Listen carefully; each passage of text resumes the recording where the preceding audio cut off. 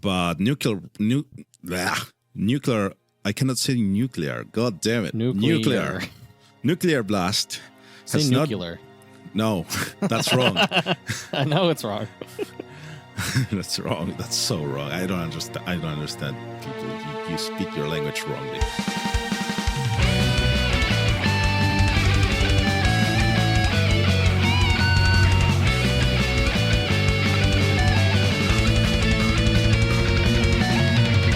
Sup Nerds, and welcome to Powerful, a power metal podcast. I am Kyle, and I am joined by my friend Fernando. Hello, everyone. For another lovely episode discussing the power metal and related things of this past year. Because we are at the end of the year here, recording right before New Year's. What a year! Fernando, what a year! There was some stuff that happened. And so a lot of stuff that didn't happen because we live in the future. I think there's more things that didn't happen than things that actually happened this year, if you actually look into it.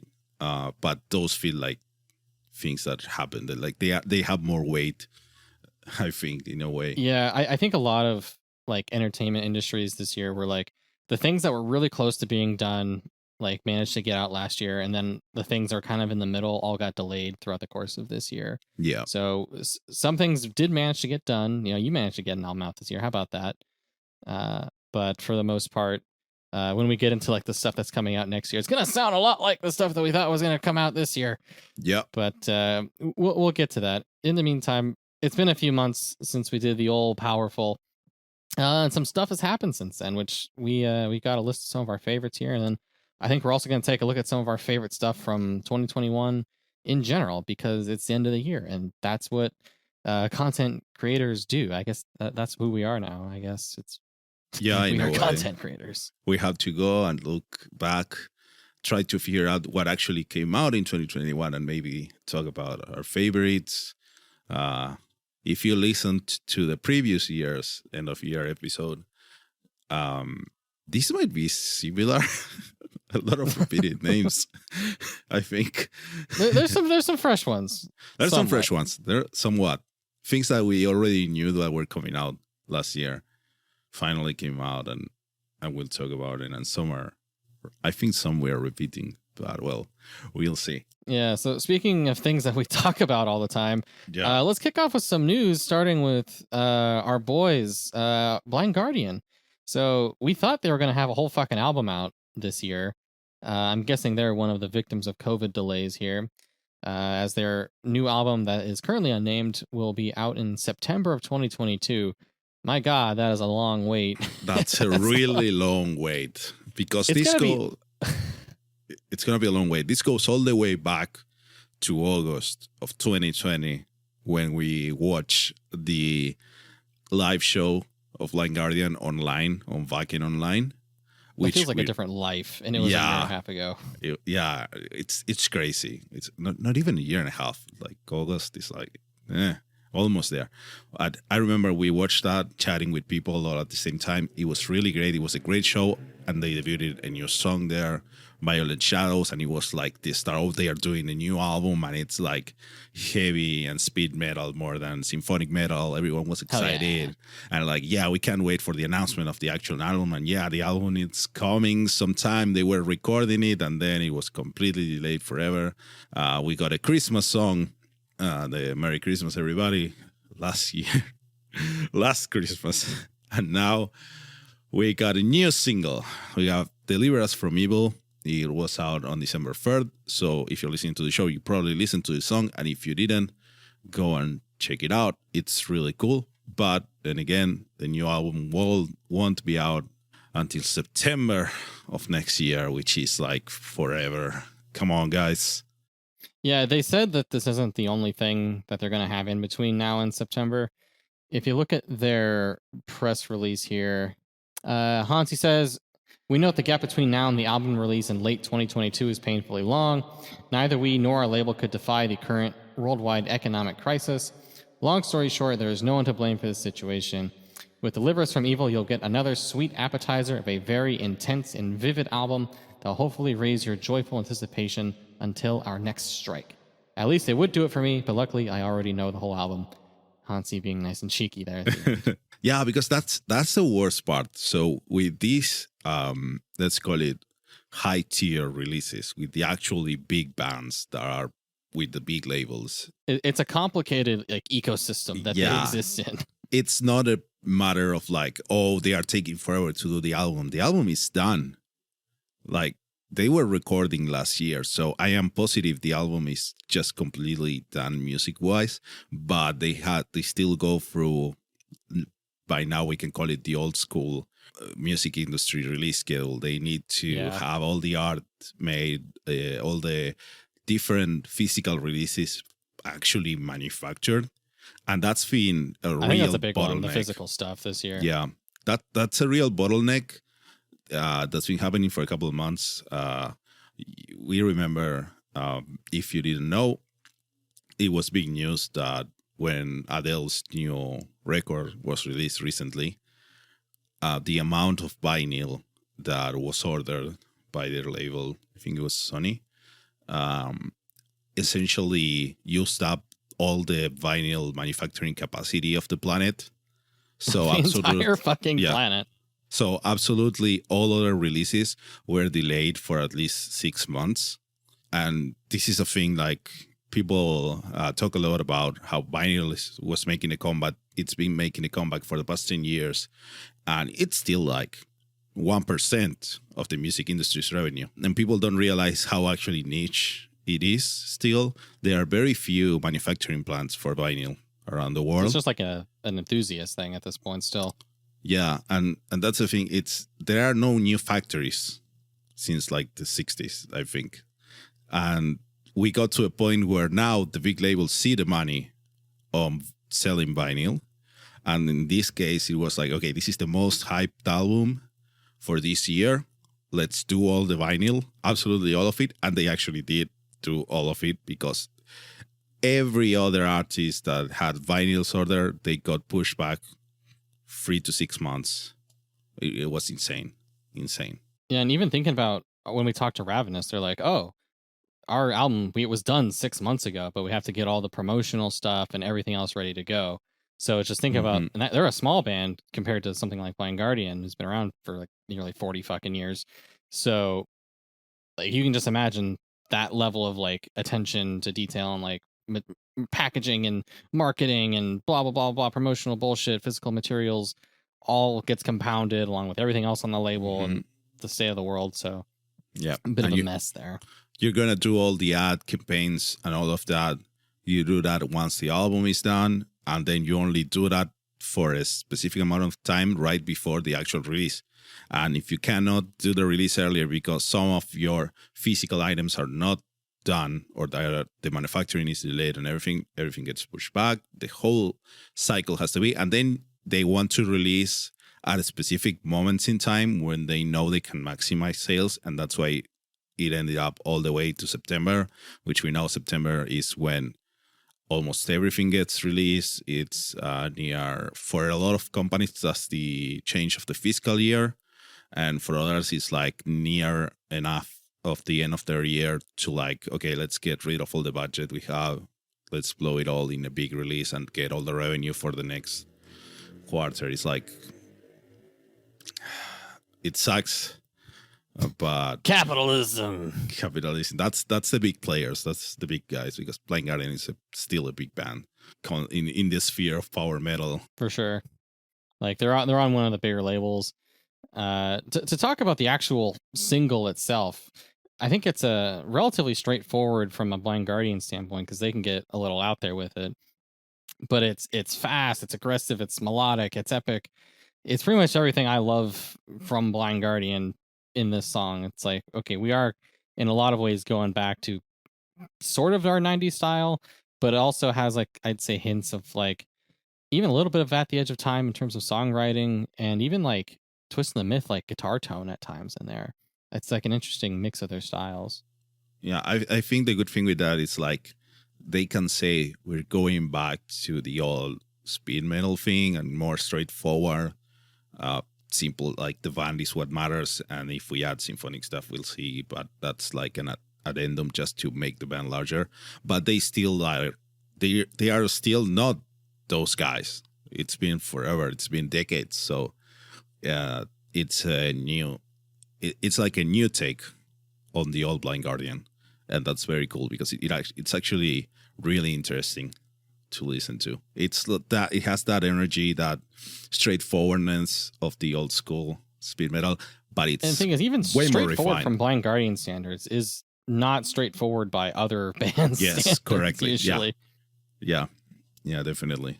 I like the quotes here from Hansi talking about this new material. It is by far the most intense album we did in a very, very long time. It is, in every measure, a roller coaster ride. There's a lot of let your hair down stuff, more than I expected. There are some typical, surprising Blind Guardian elements. It is a straightforward in the sense of Blind Guardian, so don't expect a straightforward album if you compare it to anything else. It's not a straightforward album at all, but it's very straightforward for Blind Guardian. It's very aggressive. It's very dark. The composing mostly has been accomplished before Corona started to happen, but you can feel that there is a lot of anger in the album. It really delivers also very catchy and positive vibes, but there is a very raw energy you will feel. He's speaking my language there, I gotta say. Yeah, definitely. I think that's what most of the fans want right now from them, because we know that there's a lot of people that prefer one era of Blind Guardian or another one. Of course. But I think everyone can agree that going into a more a heavier, straighter direction right now, I think that can please most of the fans of all the different eras. And it's probably not a good time to be recording full-ass orchestras. Definitely. And we know how that's that convenient. worked last time, so We're great. We're great. And I'm still going back to that show we watched online. That was really good, and it showed that they can deliver perfectly this kind of music, this kind of material. So yeah, that's aggressive material, even being as old as they are. Well, mid-50s, I guess, at this point. It's not that old, right? It's not a thing of being actually old or the actual numbers in their ages. It's just that it's been a long time. I know I haven't seen them live at all, but seeing a band You've never play seen them live? live? No, I've never seen them live. Oh my God, Fernando. I am looking forward to it someday, hopefully, with these new songs. In like 2023, maybe. Maybe, I don't know if they. We'll see. It's tough right now. But like, just looking at those guys playing the kind of music, so it's not just they're playing heavy metal. They're playing heavy metal really, really well, and it's like it's great. It's great. I can't wait for the album and for an eventual live show that I can actually catch. Yeah, me being a dumb nerd, I'm excited for like the different like things that they're basing their songs off of. This particular one's kind of an odd choice. It's based off the play The Crucible, which is about like witch hunts in Salem back in the day. It's something that most Americans are going to read in high school. I think I did at some point. I thought it was just a strange choice for a Blind Guardian song, but it works with the whole like dark and intense atmosphere of like, oh man, the devil is preying on people, blah blah blah. And the previous single, Violent Shadows, that was about Stormlight Arcane, yeah, right? Stormlight. Yeah, it was about Paladin, I think is what it was. There's like something about being a bridge man and flying and all of that. Shout out to Stormlight. I like Stormlight. I know. I remember you like Stormlight. I haven't read a single word, but I remember that you like it. So speaking of our big budget releases here and labels, we've had a bit of a shakeup in Nuclear Blast. Their founder has split off and created a new label called Atomic Fire and pulled away a lot of pretty big acts, I would say. The founder, Marcus Stager, is that Stager? I'm not sure how you say that. Has launched the company Atomic Fire. They stole acts including Halloween, Opeth, Meshuggah, Morphus, Primal Fear, Sonata Arctica. Like, there's some big names in here from like legacy acts, the newer ones. I'm curious how this will shake up the whole like metal business side of things, because I feel like at the top you have like Nuclear Blast and Napalm, and there's like your smaller ones like Scarlet or A&F or whatever underneath that. So this is kind of an up and comer, but with big connections and a lot of big bands under them already. I'm curious if this is gonna impact the other labels in a way. Yeah, well, so this is the thing. For the longest time, these big metal labels, Nuclear Blast and Napalm Records, they were independent. And in the music business, being independent means you are not a subsidiary of the big three, which like are Warner, Sony, and Universal. They control, I dare say, 90% of the catalog of released music, like in a professional manner, if you want. Yeah. Nuclear Blast hasn't been independent for a while, actually. So Nuclear Blast had Nightwish and everything, so they were like the larger one. And they are actually they've been acquired by Believe Digital, which is another bigger thing. And I think if you trace everything, I think they end up in Universal as well. So the only one that was actually independent still would be Napalm Records. It's very interesting. Oh, sorry, it's Sony. So if you Nuclear Blast now, it's a subsidiary of Sony BMG. It's just wild how like you can just go down like the line of companies. Yeah, because it gets to just a few. Yeah, it's like when you look at those charts of like food brands and you realize that they are all the same two companies. Lots the supermarket lines, they are all the same two companies. Like it's crazy. And that the same thing happens with the music industry. It's very consolidated at the top. So this guy breaking out, it's interesting because then Atomic Fire is actually independent compared to Nuclear Blast. Nuclear Blast. I need to edit out all the times that I said that wrong. It's funny. It feels like my tongue is getting like blocked and I don't know why. Like I know how to say these words. With Atomic Fire, I also wanted to shout out their like first new signing, which is the Icelandic power metal band Power Paladin. A bit of a generic name, but they have some singles out on YouTube that I've been rather fond of. When they released Craven the Hunter like a year or so ago, and I'm like, hey, this is pretty sick. They've got some other good songs out there. Their debut with the magic of Windfire Seal. Windfire spelled with a Y in the fire, of course. Comes out in January. I think that'll be a good one to look at the start of the year as well. Nice to see them getting some new stuff on top of like the legacy stuff they stole from Nuclear Blast. Didn't steal, just did legitimate business. I just noticed that Atomic Fire actually is partnered with Warner Music for releases. So there's no escaping. No escaping the capitalism. And I think we talked a long time ago. I think we talked about this a bit in one of our conversations with bands. Like the label system at the top, it's a bit outdated right now, and it's not always the best choice for someone that's making music. Mostly for this style of music, it's very small. The pool of audience is actually smaller than one might think, and the fact that it's so consolidated and everything, the amount of work that you have to put in, even when you're working with these big labels in the style. I don't know. I'd rather finish my album and just release it than wait a year and a half for the machine to work. I know that means it's not reaching as much people as it could, but I don't think there's that much more people. I don't know. I think part of it's like the promotional thing. Like, okay, if you're like subscribed to the Nuclear Blast channel, that's the only thing. Be like blasting it out to all the metal websites and all that shit. Yeah. Fucking the reaction channels are gonna watch it. So like it's things like that I think are gonna come up more and more. That's definitely the only thing. The only positive getting a deal with a record label is that it has to be one that has a marketing department that works well for you, because that's the only benefit that you get. You don't really get a lot of money out from it to make an album. If you wanna deal with a record label right now, you need to show up with the album already done and telling them you can market this, and this, and then they do and market and take X money from. Yeah, always they'll take a cut. That's the cost. You're just hiring them. to do your marketing. That's at the end of the day, that's what's happening. Marketing is hard, so marketing is indeed sense. hard. Yeah. But how do you feel having independently released an album this year? Marketing is stupidly hard, and I don't know anything about how to do it. So that's it.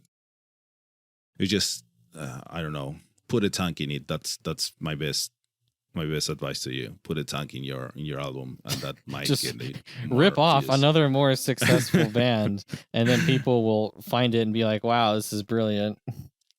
This is really, or get your thing into a podcast that has people that listen to it. That might help too. Has this podcast like actively increased the audience of bands? I like to think we have, at least marginally. I hope. If you are listening and you listen to a band that you liked for the first time because we mentioned it, please let us know. And let the band know. Yeah, exactly. Tell them like, hey, they talked about you on the Powerful Power Metal podcast.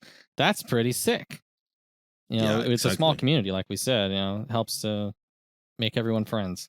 Yeah, and we also we mentioned a lot of bands that are smaller, so that we can help a bit with the reach, because we think it's worth that more people listen to them, and it's worth recommending, no matter if they are big or small. If they are small, you know how metal guys are. It's better if they are not well known for some reason. Speaking of not well-known metal guys that you've worked with that we want to help out, there was some drama earlier this year with the band Gloryhammer kicking out their singer Tom. So there was a lot of speculation about who their new vocalist was going to be. And it turned out to be our buddy, our bro, Sozos Michael, of Eons Enthroned and Exilian Prime and Harmonize, and his own YouTube channel covering the entire Sonata Arctica discography. Yeah. And this is great. Feels great to see one of the guys that we've worked with and in doing music, having them on the show early in their career. I remember when Sozos did the I lost the word.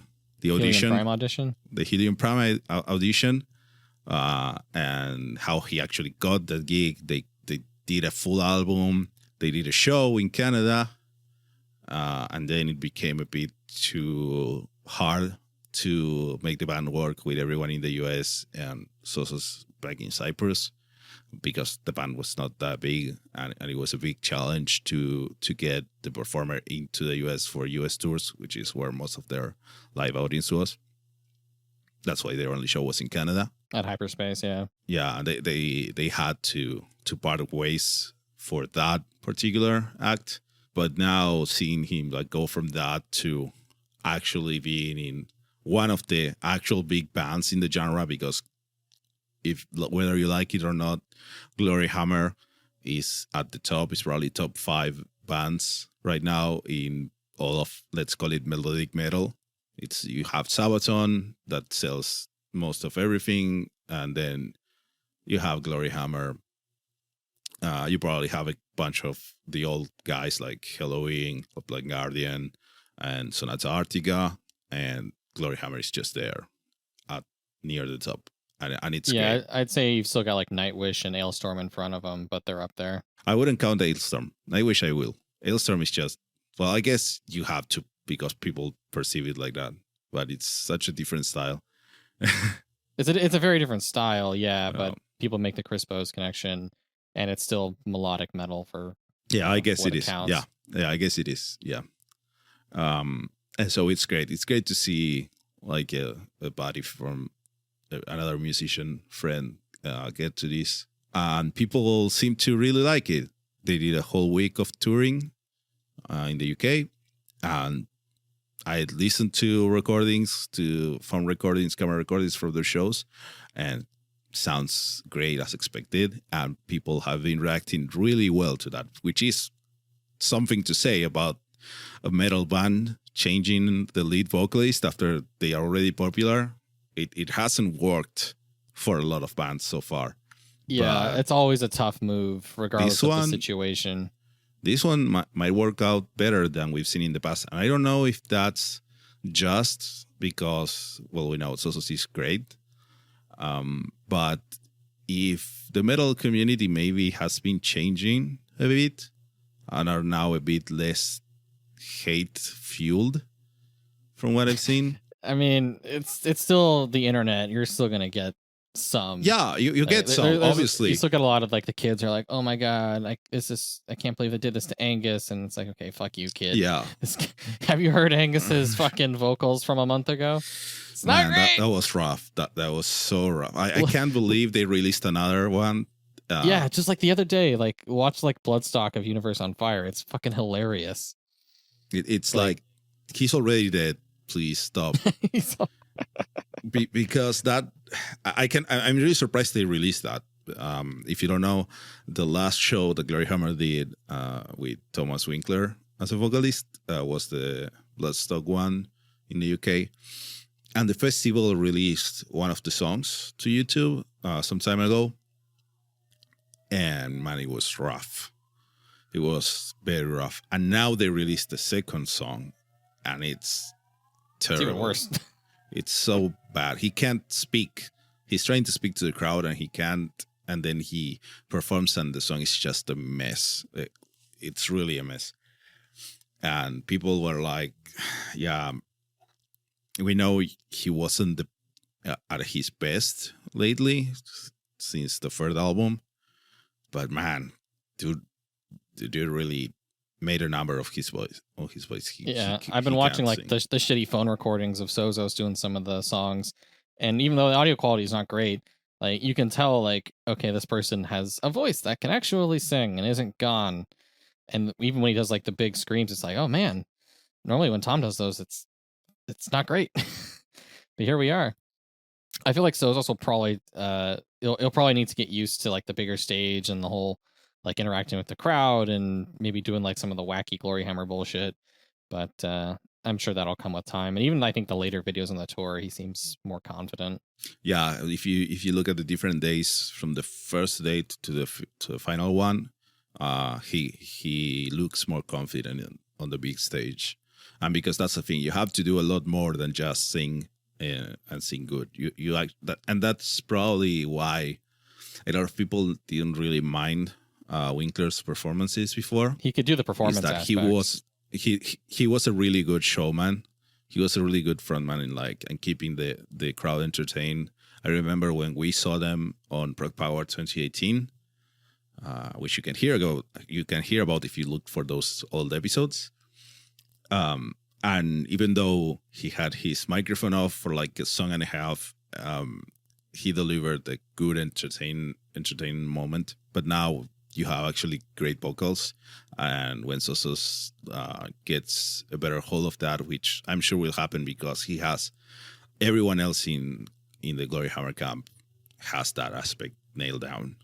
So yeah, there's a lot of experienced performers on that bigger stage there who can coach him or just give him a hand. Yeah, and everyone is glad to have him on, and it's great to see that. There's a cover, you could call it, of one of the old songs that he uploaded to his YouTube channel of Legendary Enchanted Jetpack. And I was surprised when I was reading the comments on that YouTube video, because a lot of people were saying first that they now understand the words. And that really surprised me, that his performance is so much clearer now, that people were like, oh, I never really paid that much attention to this song. I thought it was one of the worst ones, but now I really like it and I actually understand what it says. Yeah, I had Legendary Jetpack came on shuffle for me a couple weeks ago, and I'm like, I'm going to skip this song because it just feels wrong to listen to the Tom version. I got to listen to the Sozos now. Mm-hmm. Yeah, it's really jarring going back to the other one now. They do have very different voices. Tom has this really he goes for this like gruff, dramatic style, whereas Sozos is very bright, I would generally say, with his voice. So that will, I think, take getting used to between, just for the fans to have that different style. But I think actually being able to sing and more than makes up for that. I also think it matches better with the style of songwriting and the sound that Gloryhammer has. I'm looking forward to what they do next together, because I'm sure it will sound way better than their previous albums. It's a pivotal moment in the Gloryhammer universe. Yeah, I guess so. I know. As they do their like rebooted thing. And while we're going to talk about it. Yeah. And while we look forward to whatever may come from Gloryhammer, that's a long way away because they also are on the big machine and everything. But luckily, Sosos is not just there. Sosos is also in a lot of other things that you can listen to. He's here, he's there, he's every fucking where. He's not Kent, he's Sosos Michael, and he's in Planeswalker. Let's get into some recent and upcoming releases here, shall we? So Planeswalker is a collaboration between Sosos Michael of Gloryhammer, we can say now, and Jason Ashcraft of Helion Prime and Dire Peril. Well, you might say, wow, that sounds a lot like Helion Prime, because they previously worked together. Live shows didn't work out, but they're like, hey, we can still collaborate remotely on music. So we're going to do Planeswalker, a band about Magic the Gathering. And they've got their first release, Tales of Magic, coming out on January 21st. Right around the corner here. They did a crowdfunding earlier, so I'm sure the releases will be coming from that. They have a couple singles out currently. They've got the Forever Serpent. They've got the Tales of Magic, which is the title track. And most recently, they've got the Spark. And this full album is going to include a lot of guest performances, particularly on the big chonker at the end, Oath of the Gatewatch, which we will get into. Overall, what are your impressions on the Tales of Magic, Mr. Fernando? The whole album is really fresh. It's a very for power metal, and I know that maybe me particularly more, I really like the old school style of power metal. I like my Angras, I like all up to Dragon Force and before that. But this new take is really cool. It's really fresh. It's nice to listen to because it feels new. And I can trace some of the influences that come to here. There's a lot of Sonata Arctica. There's a lot of Muse. And I think that helps broadening the palette, let's say. It's something that I really welcome, especially on the title track. I think that's my favorite right now. I think the title track is a good opener and a good single. It does a good job of balancing like the straightforward like power metalness along with like the more, like you said, fresh elements, like the breakdown that happens kind of in the middle with like the weird sounds, and it also has like the feel good like twinkly stuff at the end after the last chorus. So you get a lot of these different elements coming together into a single song, which you might not normally get. Yep, definitely.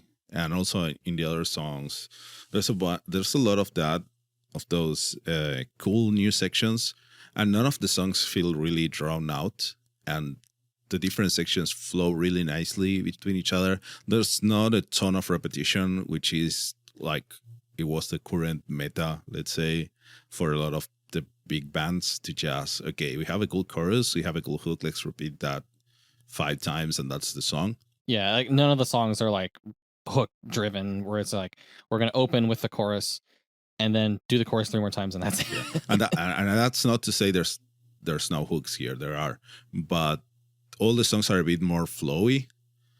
They look like they are moving forward, and I really like that.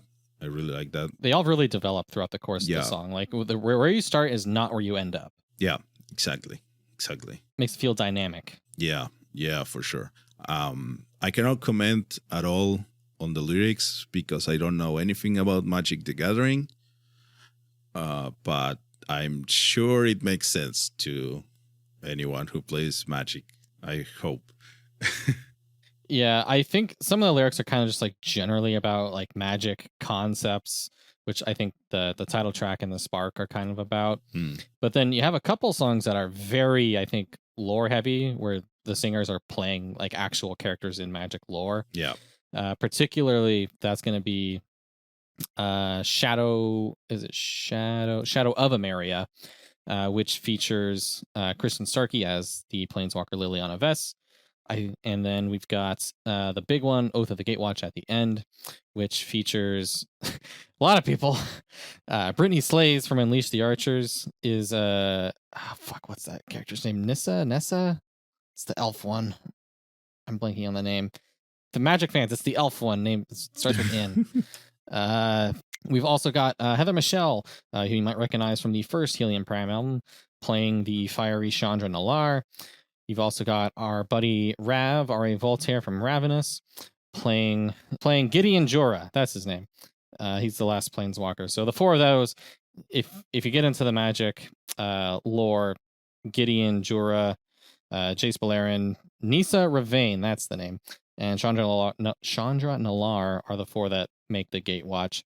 And these more lore-heavy songs that they do, they're not really traditional big power metal songs. They don't really have just like, here is your longer verse and your longer chorus, and the guest is doing one of those verses and harmonizing on the chorus. Rather, it's more of a dramatic presentation where it's kind of like musical theater of like the characters actually talking to each other. Something you might get from like a weird like Ariane Lucasen project, who I think Ariane's a influence on like Jason, so there you go. I think it's interesting to kind of convey the story that way.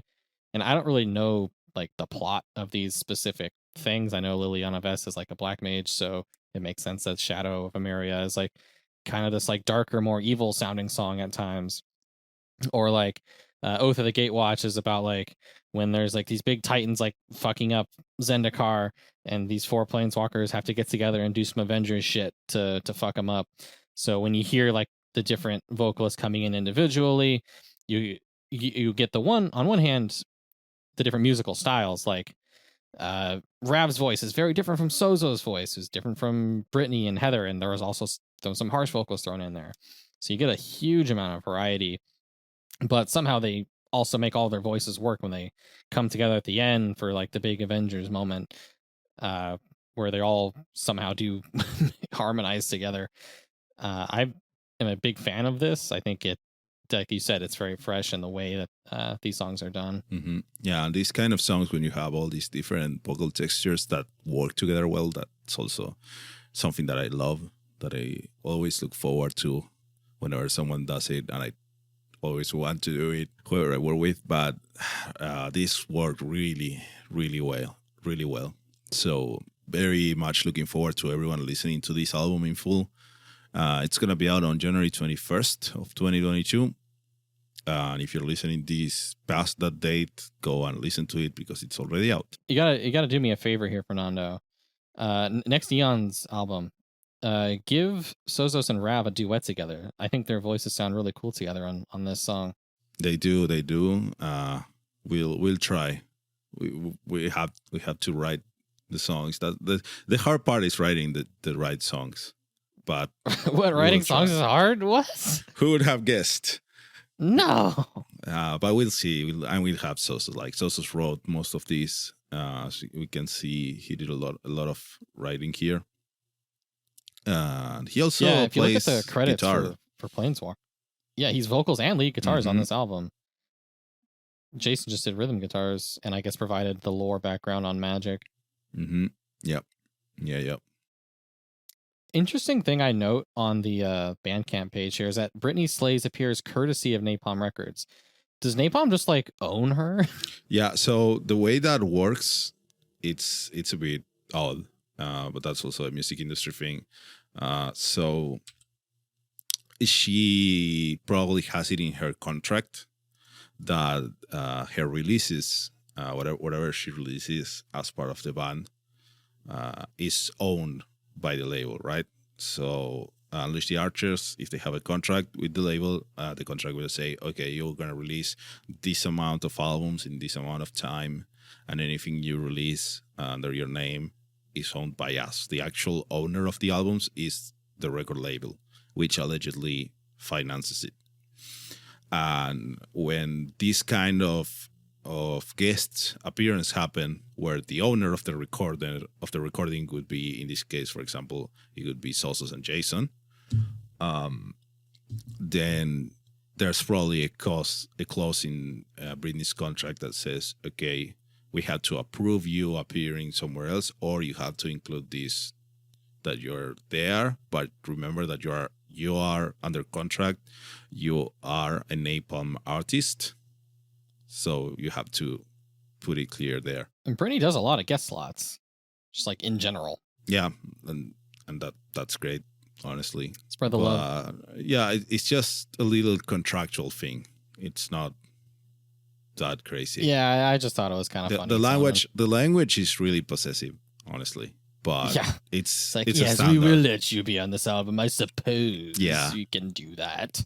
Exactly, and it's been the same language for 50 years. I don't think they are changing it anytime soon. It's such a courtesy of us to allow you to partake in this cute little album. Yes. Courtesy, just a courtesy of Napalm Records. This is why they don't send us promos. Yeah, probably. we should send another email. Yeah, try it again. Yeah, I'll try again. But yeah, do Atomic Fire. You know, they're fresh. They need people to talk about. We can try with Atomic Fire, but it's the same dude that was in charge when I sent the first email to Napalm. So we'll see. We need more listeners. Bastards. We need more listeners so that we have more leverage. We need to do more than 3 episodes in a year. We need to do more than 3 episodes in a year. We'll see about that. We'll probably we can manage. Probably do that. We can probably manage now that we're a bit more stable, all of us. So we'll see. I don't wanna leave out, because this is very important. The orchestration. This album, I was just about to bring that up. It's proper symphonic metal, if you want, and it has orchestration. Proper symphonic metal. Our good old friend Daniel the Terror Carpenter. I'm gonna call you that every time, Dan. So Daniel did all the orchestral arrangements for this. They are very on point, just like they were on the Ravenous album. What's interesting is I think they sound very different than on the Ravenous album. They are completely different because it's a completely different album. The vibe is completely different. Oh my God, imagine that. And Dan is not just a hack. He will actually write for the songs and not just throw in what he writes just because, this is my orchestral track, just add it there now. He actually complements the songs, which is great. There's little moments. There's the intro to, was it Black Blade? Let me check and I'll say it again. Yeah, there's the intro to Black Blade, which is just all symphonic, all his orchestra, which is really cool. It really sets the mood for the song. And all the songs have this very nice complement to them. It's not overly symphonic. So when you're listening, it's still very driven by the vocals and guitars, I would say. You hear it and it's like, oh yeah, this is vocals, guitars, this is metal, like Sonata Arctica used to do in the sound palette, if you want, all Sonata. But if you pay attention, everything is augmented by the little orchestra in the background, which is a great job by Daniel. I swear there's a couple points where I think he snuck in the xylophone. Oh yeah, I know he likes to do that. Yeah, because it works. I don't like it. Does I don't like people thinking that it's sneaky. It's like there's 80. It's just a meme at this point for him, I think. Yeah, I know, but people don't know it and don't process it if you don't tell them. That's the thing. Eons has xylophones. Nobody mentions it. I think it's more subtle in those. I don't explicitly recall. Yeah, them. I know, because it's the thing is that in Ravenous there was a very poignant moment where it went hard. It went hard, and it was the lead. The Stars. Yeah, it became the lead driving instrument. But Dan really goes and uses all the instruments that actually work for a texture, because he knows his shit, and that's great. See, this is all it's you and Dan are just trying to orchestrate all power metal from the background here. It's mostly Dan. It's mostly Dan. Mostly Dan. Because I just ask him for help from time to time when I'm shitting myself trying to write something. I'll probably just stop and just have Dan write everything there's no point anymore. it's all Dan all the way down. It's all Dan all the way down. He made his website. If you are in a band and you want good orchestral arrangement, go find Daniel Carpenter. He's worth it. That's Dr. Daniel Carpenter to you. And yeah, is Doctor Not the yet, right title? He's working on it.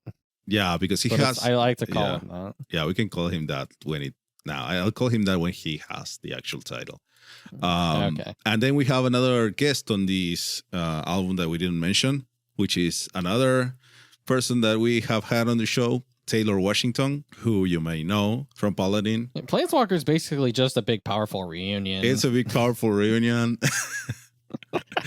Basically. Except for, I guess, Christine. Heather. We're missing Christine and Heather. That's what we're missing.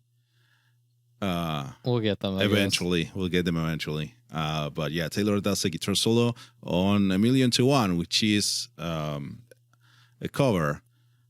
This is weird, right? It's a weird cover. I don't know the story behind I don't know why it. it's there.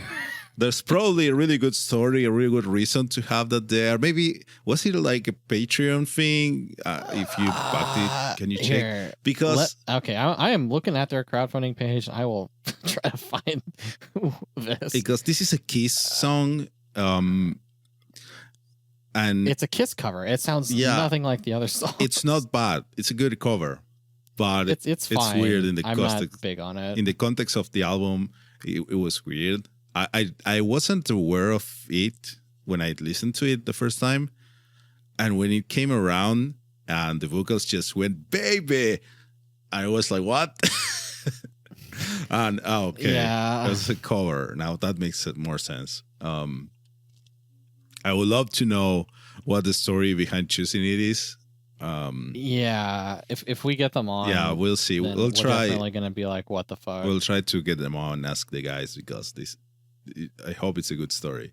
There has to be a good reason. Again, it's not a bad cover. It's a good cover. It's just the context. It's just so different. It's a bit weird, yeah. And it comes right after like the big dramatic songs here. It's very jarring. Yeah. But well, remember, go listen to it. January 21st, Planeswalker. If you have trouble finding it, which I don't think so, it's Planeswalker, Sosos Michael and Jason Ashcraft. It has a really nice artwork by Matt Attic, and well, just nothing. Go listen to it. You can pre-order it on Bandcamp, and there was a crowdfunding, but I think that's already done. Nothing. That's it. Cut jingle. Alrighty, let's take a look at some of the, we'll say, recent releases. Meaning it came out after the last powerful episode and before now. First off, we'll take a look at NorthTale doing their second album, Eternal Flame. This is they call it a super group. Bill Hudson, formerly of lots of other bands. Former vocalist Christian Eriksen is out and has been replaced by a guy whose name I am very bad at pronouncing. Guilherme Hirose? Guilherme. I don't. It's a way, probably. It's like Guillermo. He's Brazilian, right? Yeah, he's Brazilian. So Guilherme, probably. Sorry, I don't know either. Guiche. We'll call him Guy. Guy. We can call him Guy. Anyway, actually, they're new vocalists. That's an appropriate Brazilian shortening, Guy, I believe. Cool. I am so cultured. Anyway, NorthTale's new album. Bill mentioned when he sent it to our promos that it's got some more variety than the last album, which I know NorthTale really goes for this like kind of throwback golden age, pretty straightforward style of power metal where it's fast, it's catchy, it's uplifting.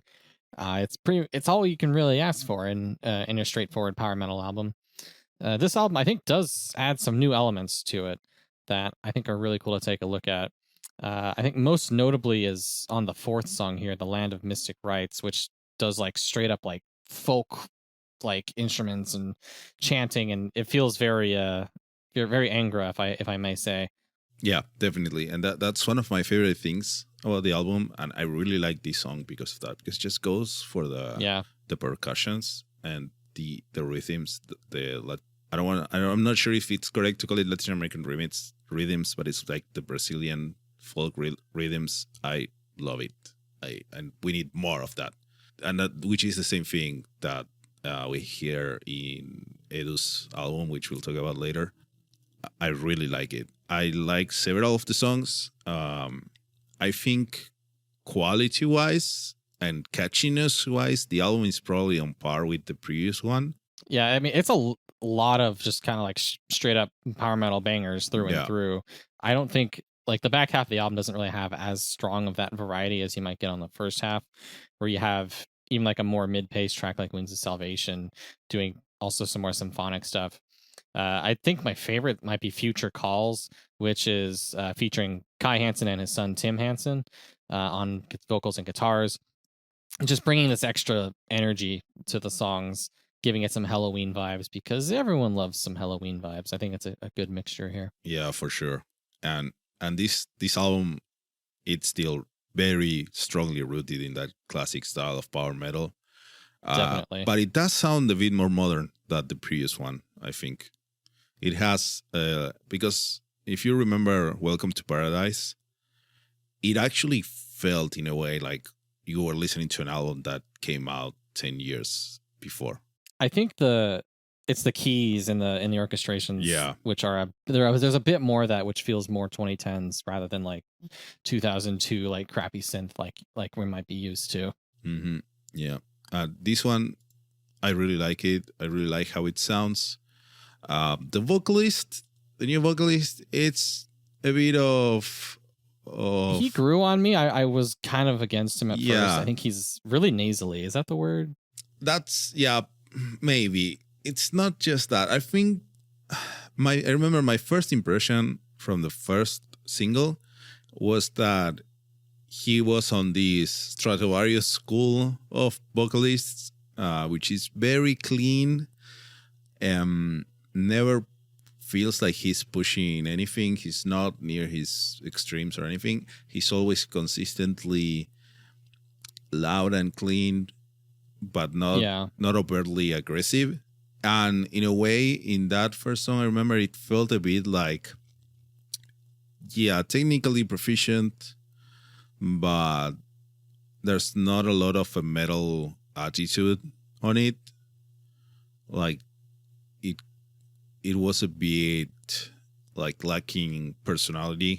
Yeah, I think it's a very consistent performance throughout, I guess.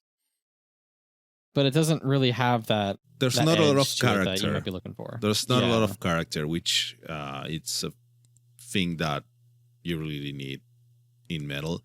And listening to the whole album, to different songs, I don't think that's really that much of a detractor for the songs. They are still really good. The performance is good. It could have a more definite personality. Like, you might listen to this and not even wonder who the vocalist is. That's the thing, probably, which I think it's the only issue with it. Yeah, he gets the job done, and I think his voice isn't too different from Christian's, that it's not like a super jarring transition from one album to the other. But there isn't, I feel like there's not enough there to make him in this performance specifically super memorable to me. When I think about the vocals on this album, I want some of that Kai Hansen, because Kai has got a lot of personality in his vocals. Yeah, we can call it that. I think that's what I am choosing to call it in this moment. As a very unrelated or somewhat related side note, I get a kick out of Kai's son kind of following in his footsteps of doing metal stuff. I feel like he could, like, having like your dad be like this guy who is more or less credited with creating a subgenre of music. He could just go in like the complete opposite direction of like, screw you, Dad, I'm not doing this dumb boomer metal crap. But nope, he's sticking with it. So I think that's cute. That's cute, indeed. He's got a band of his own, whose name I am completely blanking on. Oh, really? Yeah.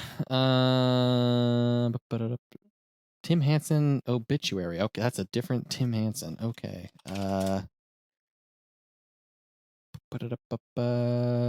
Induction. That's the name.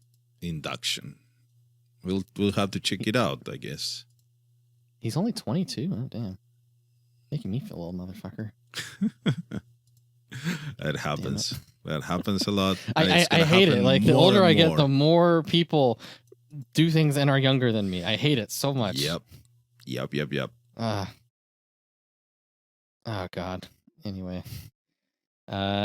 Any last thoughts on our friends here at NorthTale? I think it's worth listening to. If you haven't, it's already out. And if anything, it will add 2 or 3 songs to your power metal playlist. So it's worth checking out. There are a lot of, I think, similar sounding songs. You can grab the ones out of your favorites. It has a big epic track at the end called Nature's Revenge, which I thought was pretty solid. But then it has like a weird orchestral outro thing for 5 minutes, which nobody really needs. I'm just gonna say it. It's fine. It's there.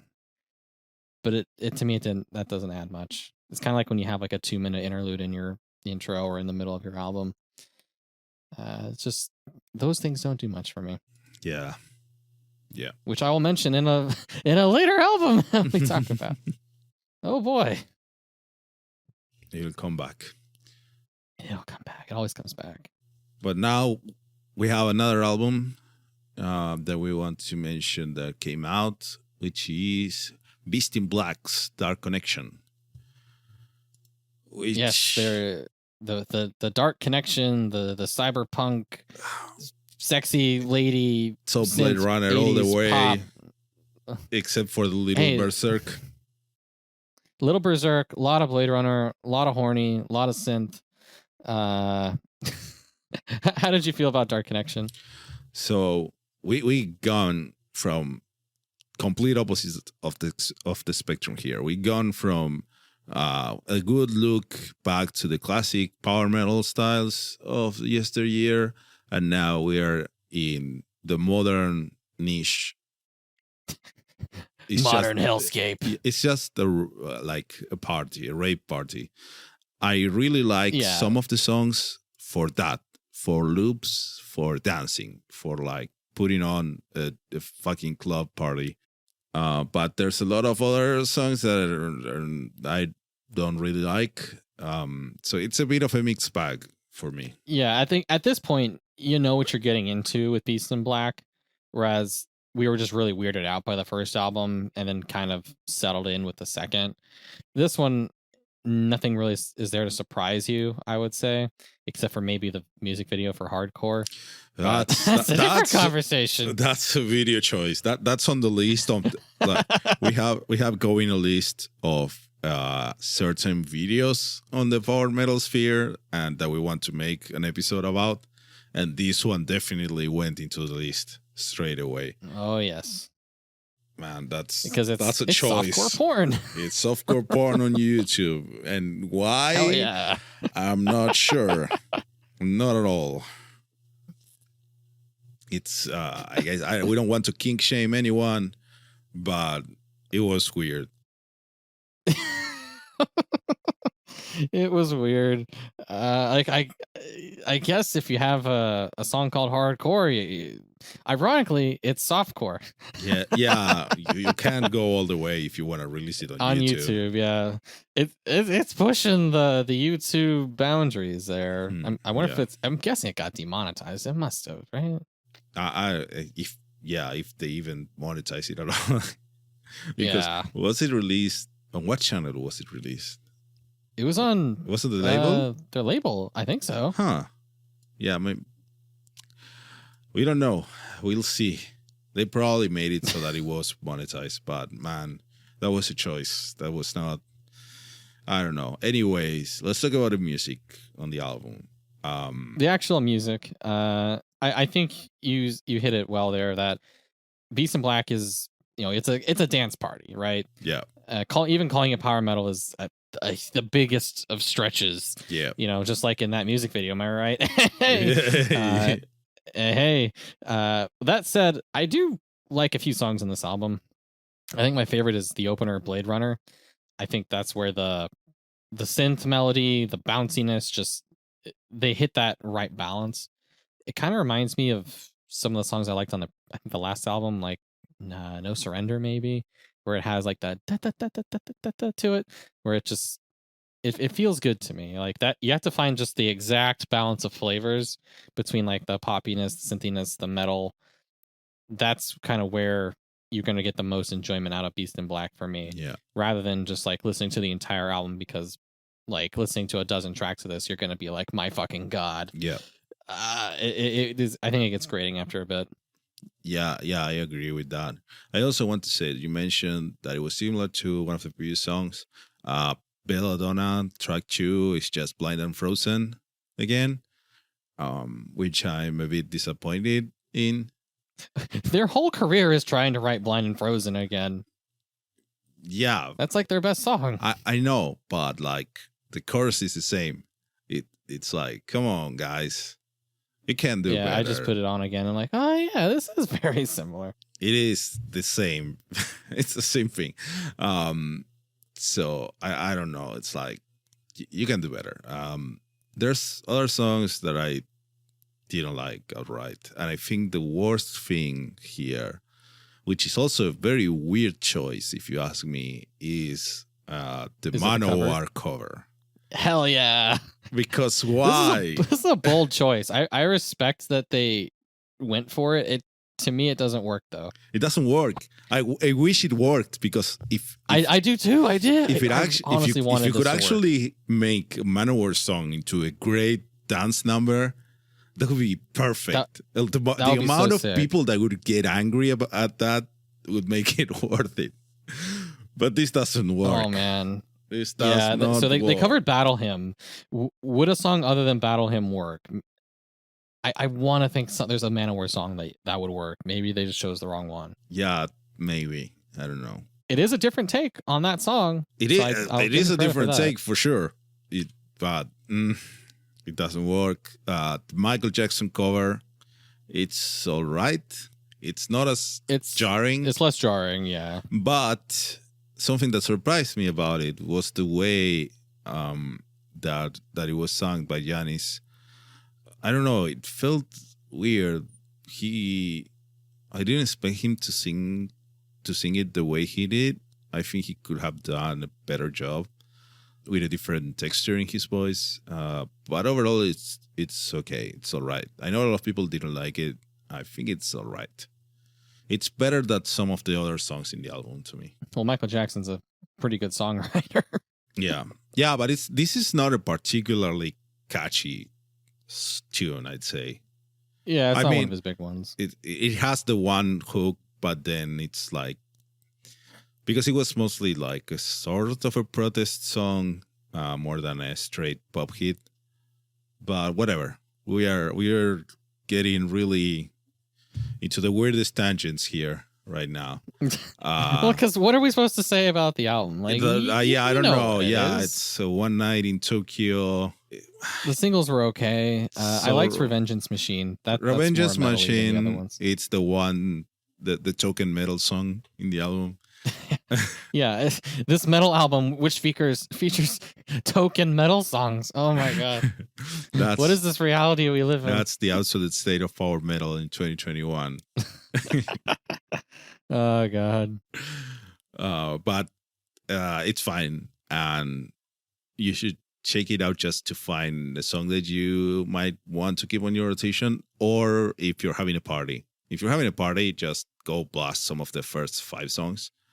It will be a jam. Yeah, I was one time road tripping with some one person who was into metal and a couple of normies, and I put on a few Beast in Black songs because it's it's party-ish, and I seem to get away with it.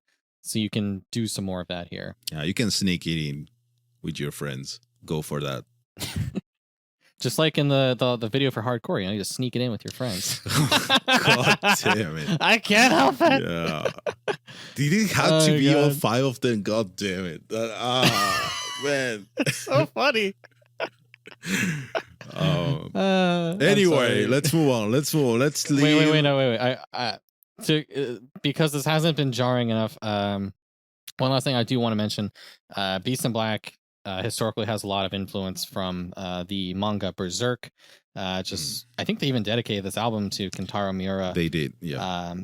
He didn't die for this shit, man. R.I.P.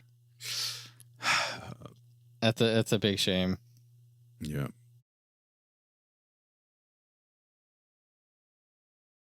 Be sure to read Berserk, kids. It's a good manga that I actually haven't read, but I've played Dark Souls, so it's kind of like reading it. Oh God, don't say that. Oh man. All right, let's see how many more people can I piss off this episode? Damn. So another album that I would really like to get into at least a bit is Aephanemer's A Dream of Wilderness. Now, it's not strictly power metal, it's melodic death metal, but we've talked about them a lot before, and I think there's a lot of crossover appeal with power metal fans, just given how melodic their music tends to be. Now, this was one of my most anticipated albums of the year. I absolutely love Procopton, their second album, and I thought the singles coming into this album were pretty good.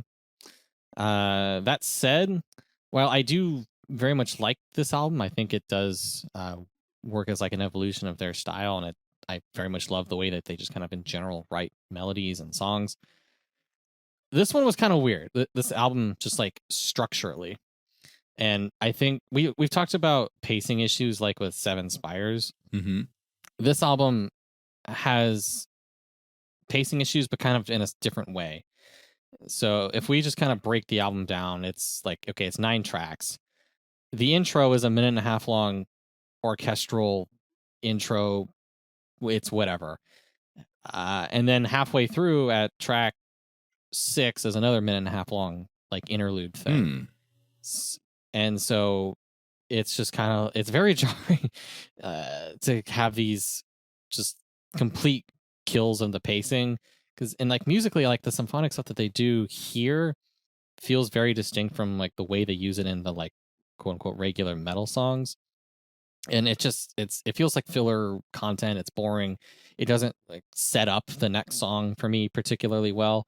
Like the following songs just kind of just work as their own song. They don't need an extra 1.5 minutes of like really uninspired foreplay. So I kind of wish those weren't there.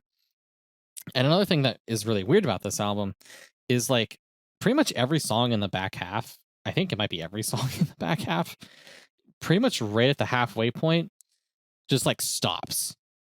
Like it'll like cut to silence and then like have like a slow section, which like doing that like once, maybe twice in an album would be like, oh, this is a novel thing to kind of mix up the song. But they do it in like every fucking song. Damn. And so just listening to the album all at once is just confusing.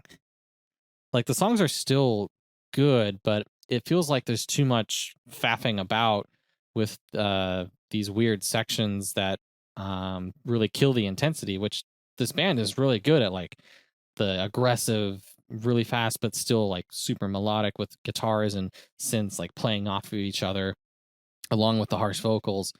Like I can appreciate wanting to do some different things with this album, but it really takes away from what are traditionally their strengths, I would say. There are some new things on this album that I do like a lot, like the vocals in particular. So Marion largely just harsh vocals. It's a melodic death metal album. But in this album, she does a bit more of her clean vocals, and there's even some like operatic vocals in a song like Antigone, which is the real opener and also one of the singles. That really does just add like an extra layer to the song, because you get this really cool contrast between the traditional harsh vocals and then either her like soft vocals that she uses in things like Pantaray or the almost operatic stuff in Antigone. And those are just things that are kind of tossed in there to spice it up. Sometimes we talk about accentuating harsh vocals in power metal songs. This kind of goes the opposite direction with accentuating clean vocals in a melodic death metal song. So I like those elements. I feel like let's stop the song halfway through to build it up again in a like 5-minute song, and then let's do that 5 times really doesn't help the overall pace and just like strength of these songs in general, though. But when the songs do go for it for that regular melodic death metal style, it is still very strong. I like I said, I love the way that these guys create the melodies, how there's pretty much always something interesting going on. Maybe strangely enough, one of the songs that kind of stood out to me is towards the end is Strider. The way the symphonic elements kick in during the chorus just has this like almost like emotional side to it that I really enjoyed. I think maybe part of the reason I felt a bit disappointed about this album is the first single, Pantoray, is I think the best song on the album. So it kind of like sets your expectations really high and then nothing lives up to that, which I guess is kind of a difficult thing with when you do singles for an album. Like you want it to be good so that people listen to your shit, but you don't want it to be like the best because then everything else is kind of a letdown. So there's I think a balance to strike there. I think some of the other singles are hit that more middle of the road spot a bit better. Pantoray though, really sick song. One of my favorites of the year. Cool. You haven't really checked these guys out much, I think, right? I haven't. They are generally not the style of music that I listen to a lot. So I think I listened to that good single that you mentioned, but I didn't listen to the whole album. And it's not my style a lot, and that's mainly the thing. It sucks what you said about all the songs just stopping halfway through. I can see that getting really jarring, really annoying. Yeah, you should put on the album at some point just as like an experiment and see how fucking weird it is that they do that so often. It doesn't sound great on paper, honestly, to do that. I think this album might be stronger if you like take out the interludes, put it on shuffle, and see what happens. That's interesting. Which is weird. Yeah, that's weird. Not the way these things are supposed to go. But oh well. Overall, like I still enjoy the songs and listening to this album. I don't know if I would want to revisit it as much as their second album. I might just grab a couple of my favorite songs and focus on those, which would probably be like Pantoray and Strider, maybe Roots and Leaves for the longer one. But don't get too hyped, kids. People do weird things sometimes. It's okay. It's okay. Is it weird? How weird would you say Diamanti by Temperance is? The weirdest thing about that album is that they have bonus tracks where they do the title track in like 5 different languages. Oh, that's cool. That's really cool. I like that. Yeah, okay. I'm exaggerating a little bit. Oh. I'm almost not exaggerating. At the end of the album, taking a look at Diamanti by Temperance, the last 4 songs are the title track in different languages. There's a German version, an English version, a Spanish version, and a French version. And they're an Italian band. Is it always the same vocalist or is it different vocalists? I think it's always the same. I didn't listen to all of those different versions because I'm like, I don't need to hear the same song 4 times. It will probably say if it were different ones. So yeah, I think it's all the same. They're 2 usual vocalists. Yeah, but those languages make sense. So they are the main languages for the European market of the e-figs, right? And good old Spanish to cash in on Latin America. That's the yes. That's the good thing about Spanish. You're getting like 2 halves of the world all in once there. Yep. 2 halves. That's all of it. Oh God. We're doing great. I went wine tasting before this, so I'm doing great. Anyway, let's talk about this actual album beyond the languages. So Temperance, they're a band that in the past have been kind of hit and miss for me.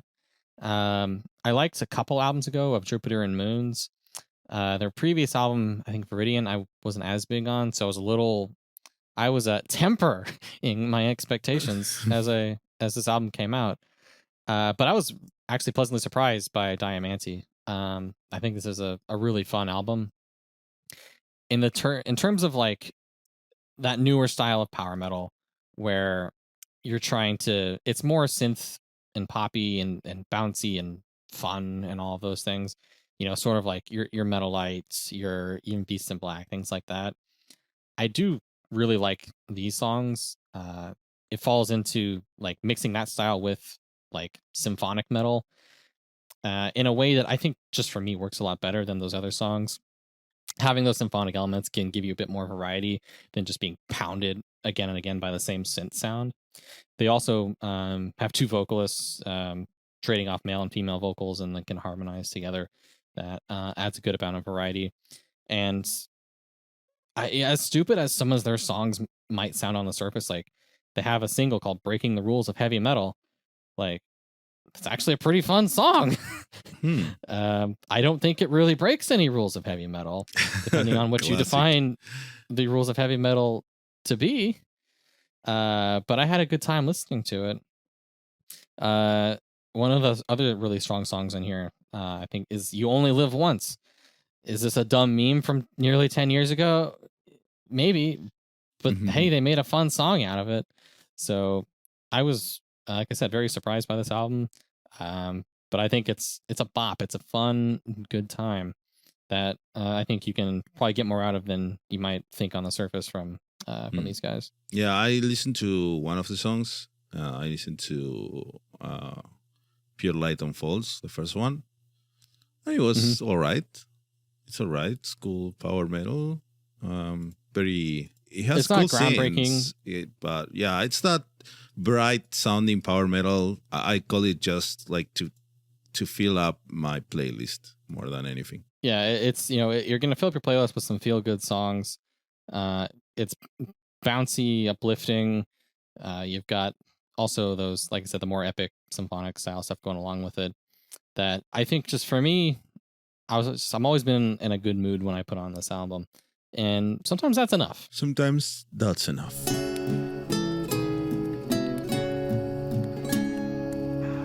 But it's not enough albums, because we need more there's albums. One that I actually listened to, which is Power, Wisdom, Courage by Fierce Deity, which calling it an album is a lot. It's actually just a collection of 3 songs, which are Power, Wisdom, and Courage. Power, Wisdom, and Courage. What do those 3 concepts like go together in any way, Darko? What could that be?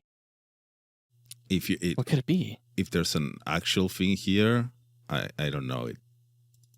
Oh, I'm trying to do a bit, and you're God damn it! I don't know the beat.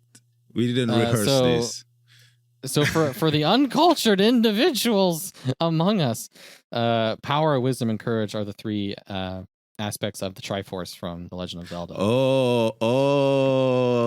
Okay. Yeah, I never knew that. Yeah, so the Triforce of Power belongs to Ganondorf. The Triforce of Wisdom is Zelda. The Triforce of Courage is Link. Oh, really? Wow. Together.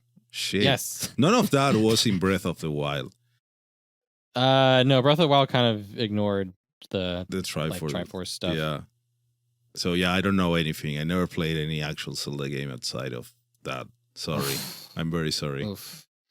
Do you know what Fierce Deity means in terms of Zelda? No, of course not. Okay, so in Majora's Mask, if you get all of the masks, your reward for that is a mask called the Fierce Deity mask, which just basically turns you into a stupidly overpowered version of Link that just like wrecks all the bosses. Cool. So that's where the name of all this stuff comes from. So as that might suggest, the lyrics in all these songs are inspired by Zelda. They do some cute takes. I think it's the song Wisdom he actually says like, "Hey, listen," kind of like Navi does. There's was it like "Take your next breath, let it be wild," and it's like, get it? So I had no idea about any There's of so this. much Zelda inspiration in this album. You didn't know? No, nothing. Zero. It just flew all over my head, and I listened to it. I guess no that idea. means you don't have to be a Zelda fan 355 to enjoy the music here. Yeah, it actually stands on its own. Definitely. The funny thing is that why are we listening? Why did we listen to this? How did this come to us?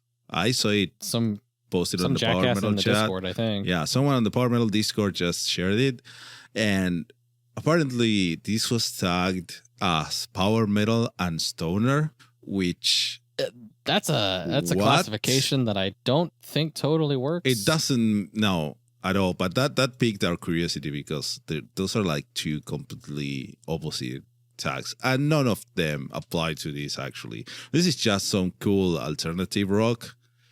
Honestly, that's what it is, and it's cool. It's good, and I recommend you go listen to it. But It's neither truly power metal nor stoner, but by any means, by any stretch of the imagination. Yeah, you could put it into like the very loose definition of prog metal, I guess. Yeah, but barely. It's not even that proggy.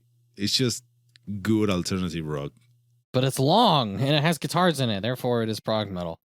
Yeah, I guess Every song is like 10 triangles. minutes. It has triangles to Triforce. So yeah, look at how spacey the fucking the cover artwork art is really good. It's really good. The artwork is by Ryan T. Hancock, and it's very, very nice beat of like space, sci-fi, slightly not very magical. Zelda-y, strangely enough. It's not Zelda-y, yeah, not at all. The artwork on the Bandcamp has some vibes, but the actual artwork, no. It's just like a space sci-fi thing. It's very nice. You should go check it out. The free songs are cool. Just listen to the free songs one after the other. It's like, oh yeah, they're actually long, man. It's like half an hour. I didn't realize. Yeah, 3 10-minute songs ish. Yeah, but it's good. It's cool stuff. Go check it out. I think it's out. It's out on. I listened to it on Bandcamp. Yeah, it's on Spotify too. It's on Spotify too. Great, and it's everywhere. Go check it out. Yeah, I guess these guys are Australian that made Fierce Deity here. Oh, that's interesting. That's cool. Or I guess it's one guy. Really, it's it's one guy. Jonathan Barwick. Highly recommend the Power, Wisdom, and Courage. Play some Zelda games while listening to this album. That sounds like a good time. That sounds like a good time. Yeah, sounds like a good time. Even if it's not, you can get high during it too, and then you can call it stoner metal. Okay, sure. There you go. It works. That's stoner now. You can make anything stoner. All metal is stoner metal. Yeah. Try hard enough. Yeah. What else do we have that's not stoner? So this is. We're not really being consistent with our themes here. We're really just driving all over the fucking place. So this is going to be another upcoming release. I don't think this is actually out yet. Oh, it's not out? I don't think so. Oh, I didn't know that. Then we should talk about the different thing. We should try to be... Yeah, no, we cannot be consistent. Sorry, people. We tried. We failed. That's fine. Did we try? Shh. We just kind of put things on a list. And said, okay, we're going to talk about these things. At least we're talking about them. All right. Well, let's talk about the debut album from Nocturna called Daughters of the Night from Scarlet Records, which is out on the 21st of January, 2022. This is an album that is a new band featuring Federico Mondelli, the songwriter and guitarist from Frozen Crown, another project he's got going. The kind of unique thing about this is they have 2 female vocalists that kind of trade off like a more like gruffer metal style and then a more like sort of operatic style. The aesthetics of the band inspired by Japanese kabuki theater, as they have like weird like evil demon looking guy outfits for the guys.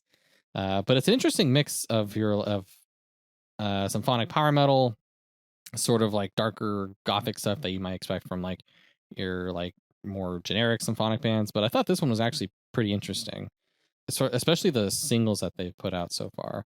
Definitely a lot more like faster and aggressive and melodic than I was expecting too.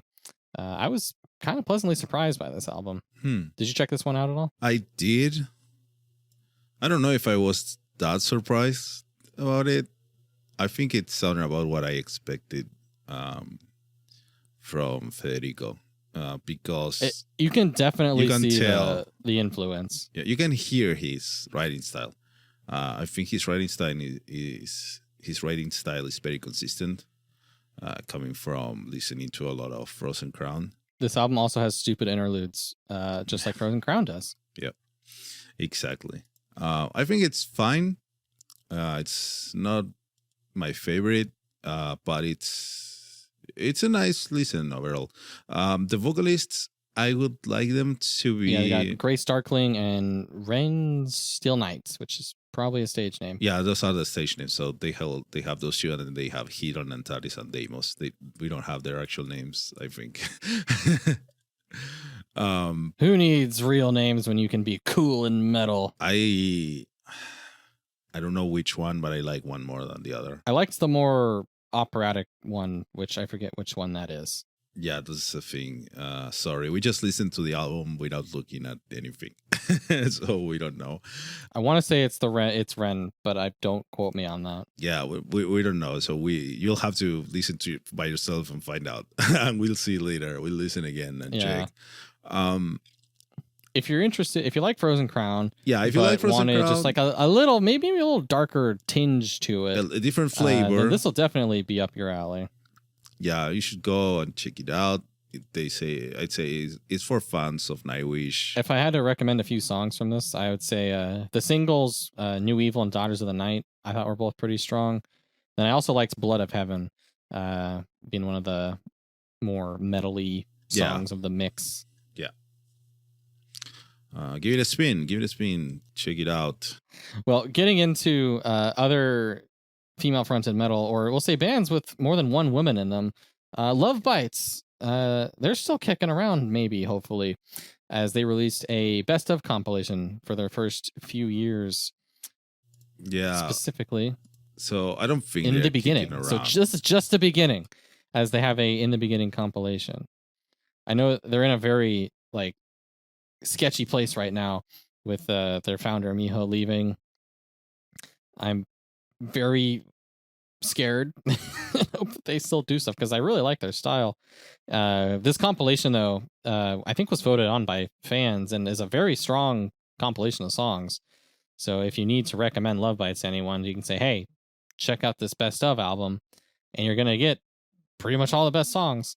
There's a couple other personal favorites I might have thrown in there instead of what they did, but overall, I think it's like 20-ish songs of really good stuff.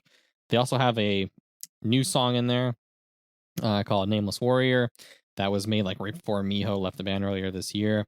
It's also, I think, fits right in with all those other songs. The music video for that is really cool because it kind of just is clips of the band all throughout their career, and it's also kind of sad. Yeah. It's a very it's a goodbye video. It's I don't know. I don't think I don't see Lovebites personally. I don't think they're gonna do anything new that sounds the same. Because Miho, the bass player, was really a very big driving force in it from what we know. At least from what we know. Maybe we are completely wrong because we don't have that much info due to us not speaking Japanese. But does make that tricky. Yeah, it makes the more details, the detail gathering, it's not great with this kind of language barrier. But yeah, this is a great list of songs to put in a compilation. I'd also recommend just listening to live shows on YouTube because they were really good live. And the new song is cool. It's more Lovebites being good at what they do. Sad that we will get more of that. But well, that's what we have. We have that one song at least. Yeah, although if you look at the music credits on the Glory to the World EP, it's Midori, Miyako, Asami all have credits. So it's not. No, I know. Miho actually wrote songs. I know. Yeah. I know it's never one person writing. I think especially in Japanese bands. But I don't know, the feeling when the way she left and what we've been getting from the band side, in post or whatever, it feels there went a bit of a hiatus, and I don't know. I don't know. My expectation is that Lovebites as we know it's done. But maybe I'm wrong. That would be great if I'm wrong. It's just in the beginning. It's they're gonna keep going. I know. Yeah, but those namings, I don't know. I want to believe, Fernando. I know. I'm being a downer right now. Sorry. But you're just hungry. Otherwise, it's great. I'm really hungry. I ordered food. They canceled the order, and I had to order from a second place, and I'm waiting. Yeah, I don't know why Wow. they canceled it. But that was very rude of them. Don't podcast hungry, kids. Don't podcast hungry. Be sure to eat before, but not very close to it so that you're not burping all the way. You know?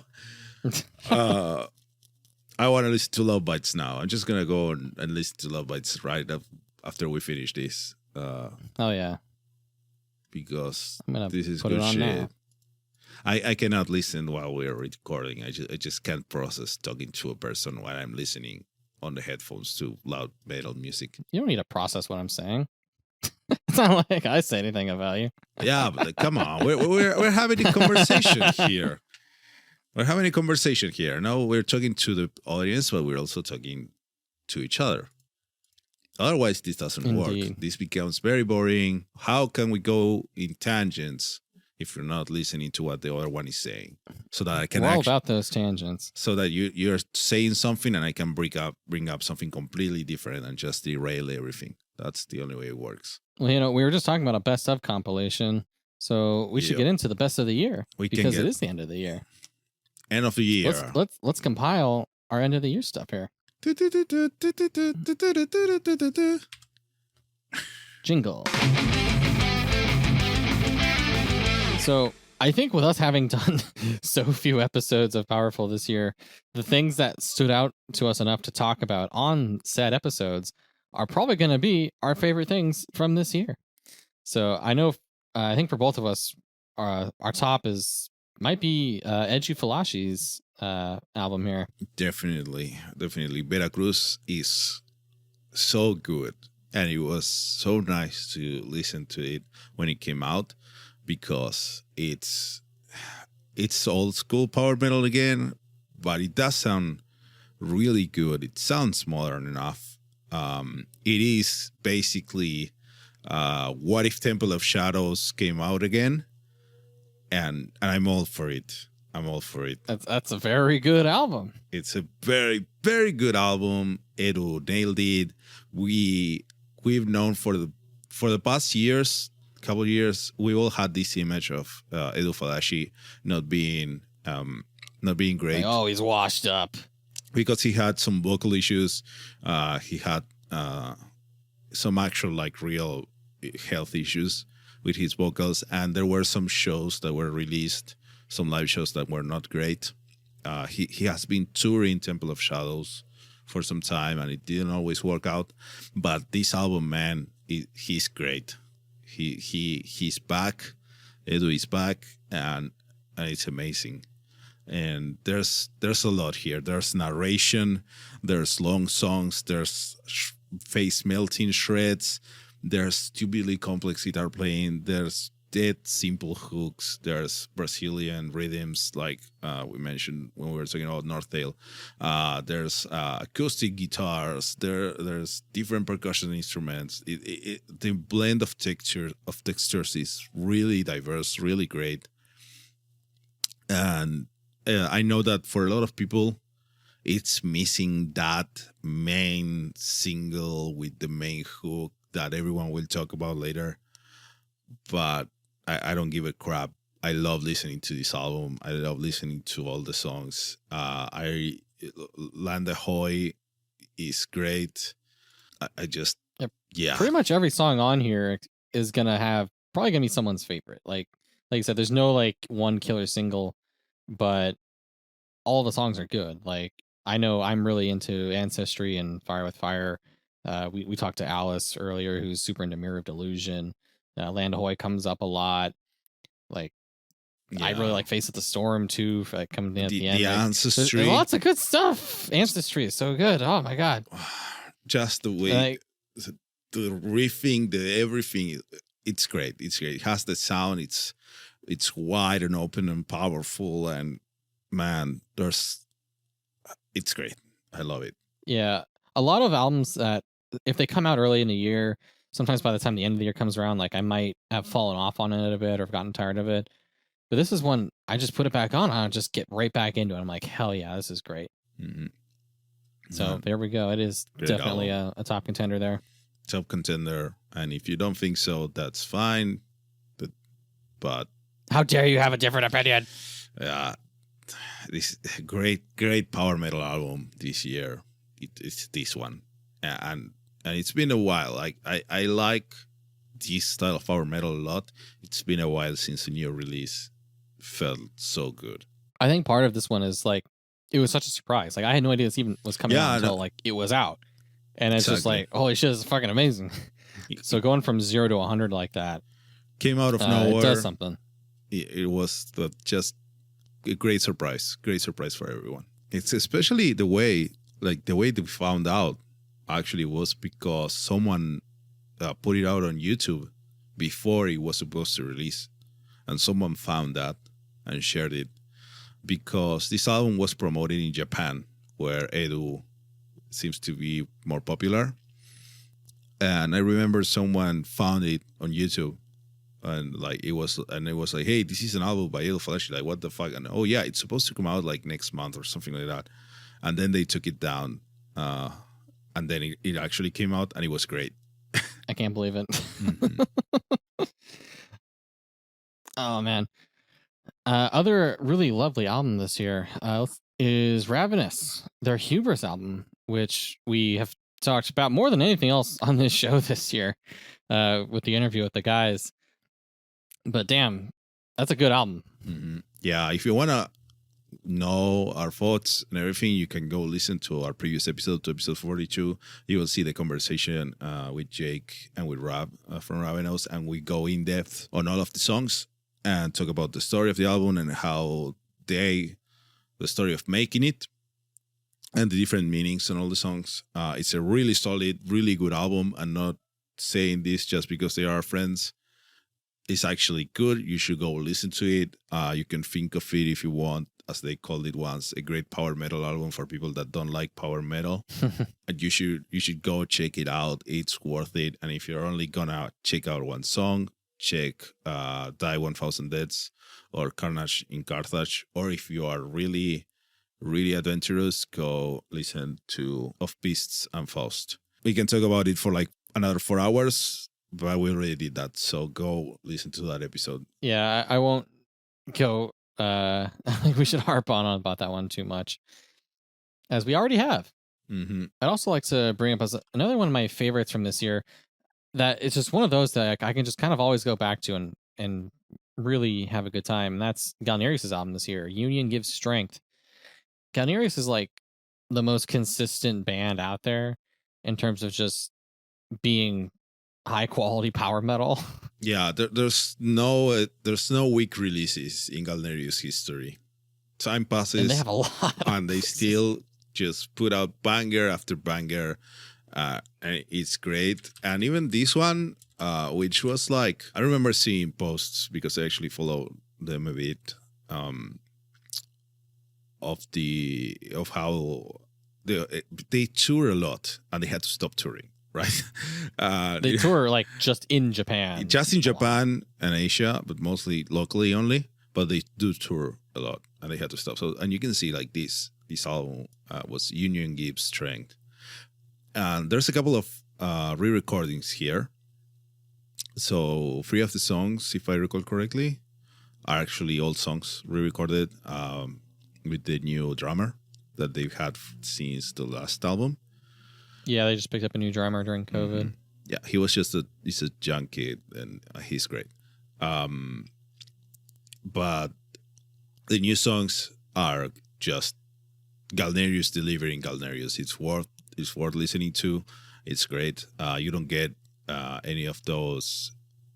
You're not getting, since there's only 4 or 5 new songs, the full album experience. There's not the crazy, I don't know if it's worth saying, but you're not getting emotions again. You're not getting some of the more crazy things, but the songs that you get, it's great power metal.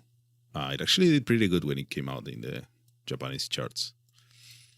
It's very worth listening to it, and if you have never listened to Galneryus, check it out.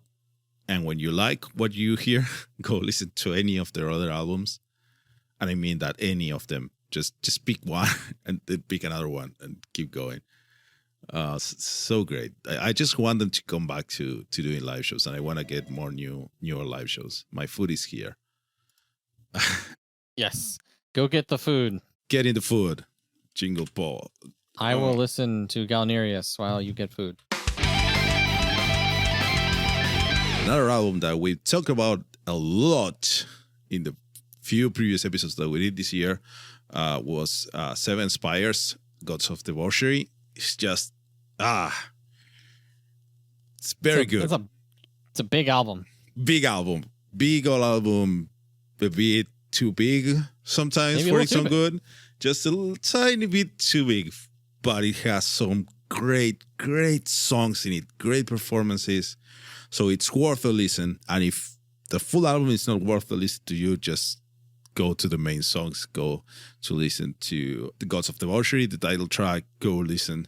Maybe Lady Lightbringer is your thing. Or just go to the one true big boy king of the year. This God is Dead. Yeah, we'll probably talk about that a bit when we get to our favorite songs. But yeah, this album overall, a big boy of a symphonic metal album covering just the whole gamut of symphonic metal bullshittery, including like your poppy Lightbringer, your power metal-y Oceans of Time, your Roy Khan worshipping This God is Dead, your like symphonic bullshit. It's all over the place.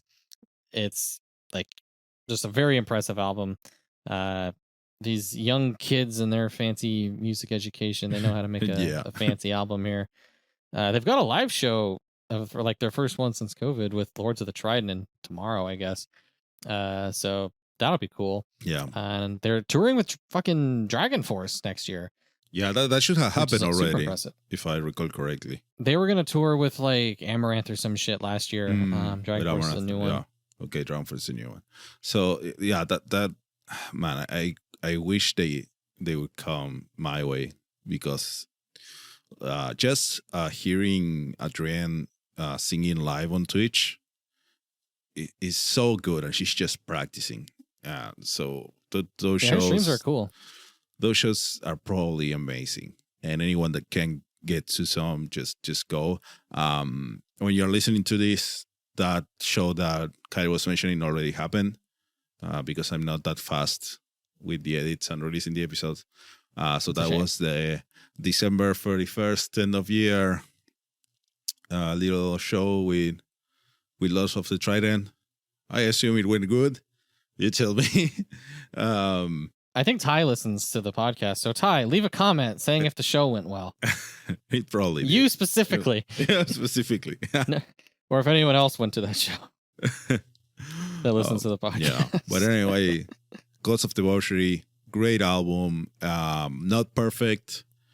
They still have, I think we mentioned this a couple of times, the album has some pacing issues. Sometimes it gets too slow, too long. Sometimes it's not long enough.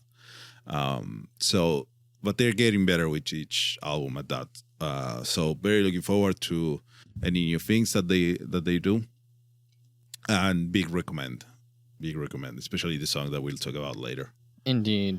Another big recommend that we mentioned already is Lovebites. They actually released a little EP thing called Glory to the World. That's a hell of a title. It's a hell of a title. It has commas in it. Glory to the world. In the title track, Glory to the World, just one glory. It's really amazing. It has a video on the Var Metal Church. But the whole song thing, and that video is just, it's what you needed during COVID, and I think that's what they intended. They mentioned it because if you remember, during 2020, they did some covers, like recorded live on a studio with videos, because they were like, we got to do something, whatever. And then when they announced they were doing Glory to the World, it was like, let's make a celebration. We need a fun time. We need a good time. And they definitely delivered. So big recommend there. Go listen to it. Definitely listen to Lovebites. Like I mentioned, like this is an album that came off for an EP, I guess, came out pretty early in the year, but it's one that whenever I put it on, it just makes me happy. Mm-hmm. So there you go. If you want to be happy, listen to this album. Another EP that came out this year that I think was kind of under the radar, but is like also really good is Dialith. They're a symphonic metal band from the US of all places. They had their debut album Extinction 6 a couple years ago. They just put out an EP called Atrophy earlier this year. Only a few songs on it, but they're all really good. I highly recommend like the main single from this EP called Ignite the Sky, which is just some really banging, catchy symphonic metal stuff here. This is another one where every now and then I'll just put it on when like someone mentions it in Discord and be like, oh damn, this is actually really good. Yeah, it's actually really good, really well put together. It honestly sounds great, which surprised me a bit. I don't know. There's a lot of this kind of symphonic metal that it's like not great put together, not greatly put together, but this just everything clicks. It's very well done.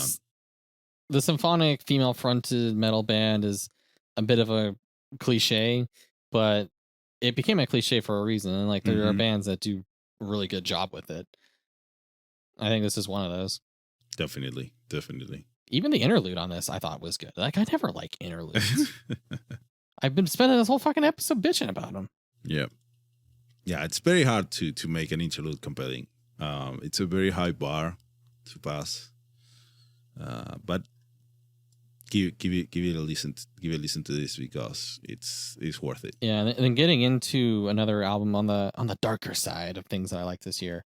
I did shout them out a bit earlier, but Ephemerald had their debut album, if I can fucking spell things correctly.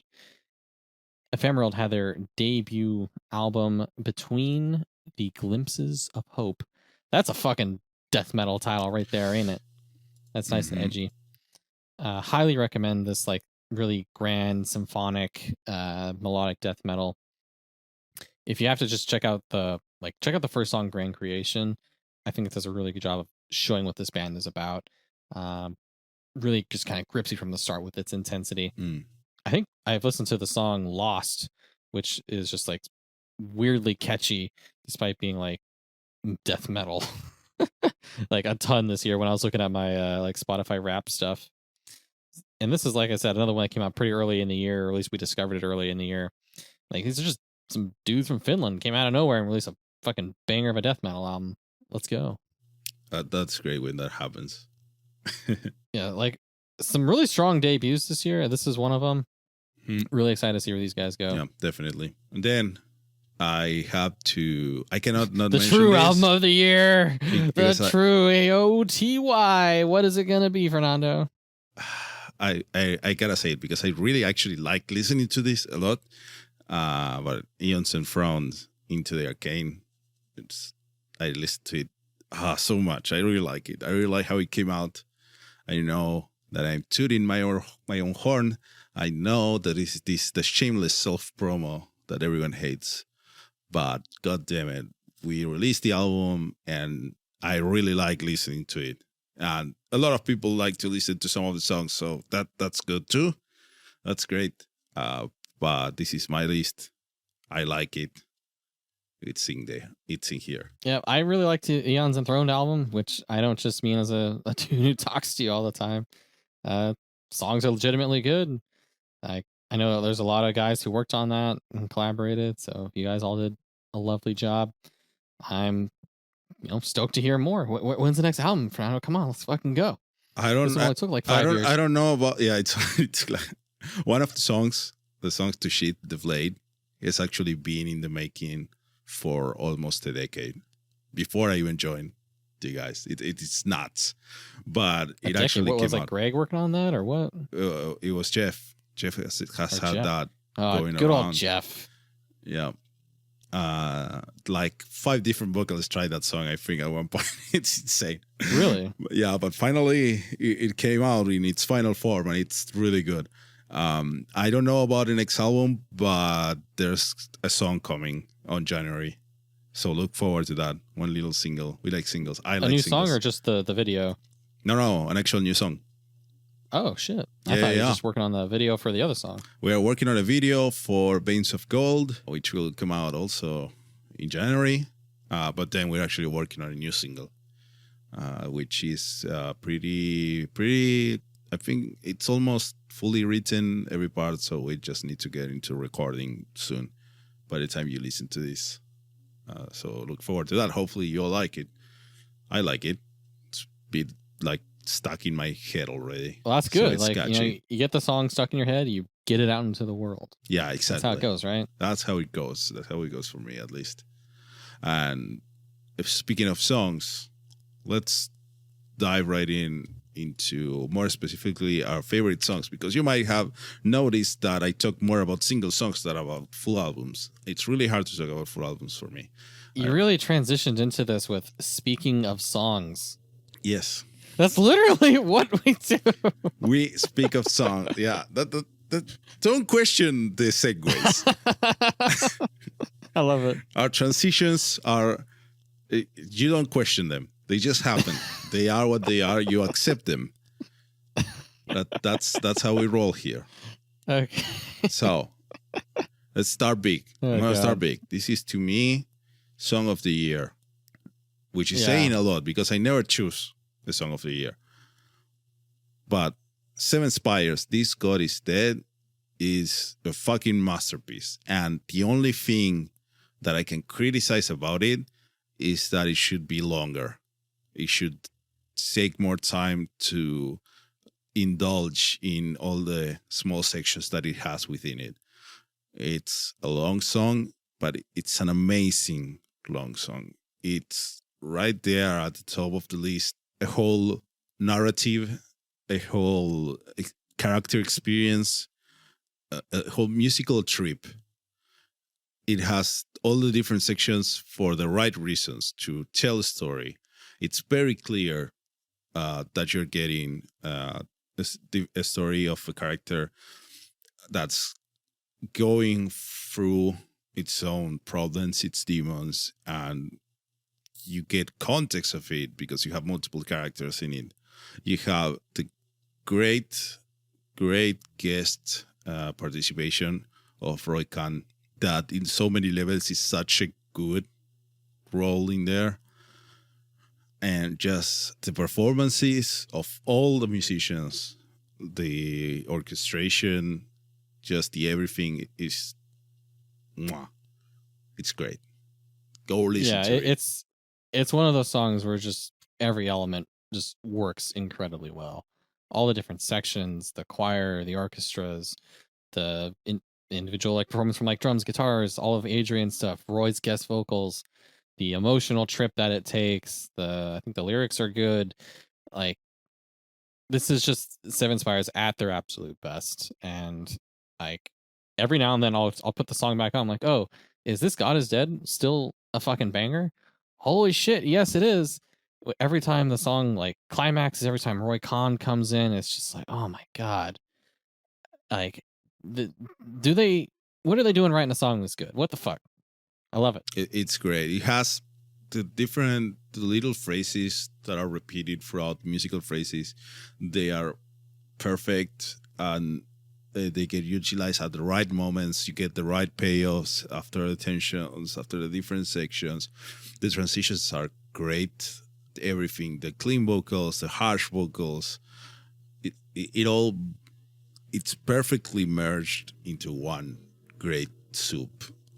It's a great song, man. Great song. The lyrics are really strong once you get into them, even outside of the story, of the actual narrative of the album.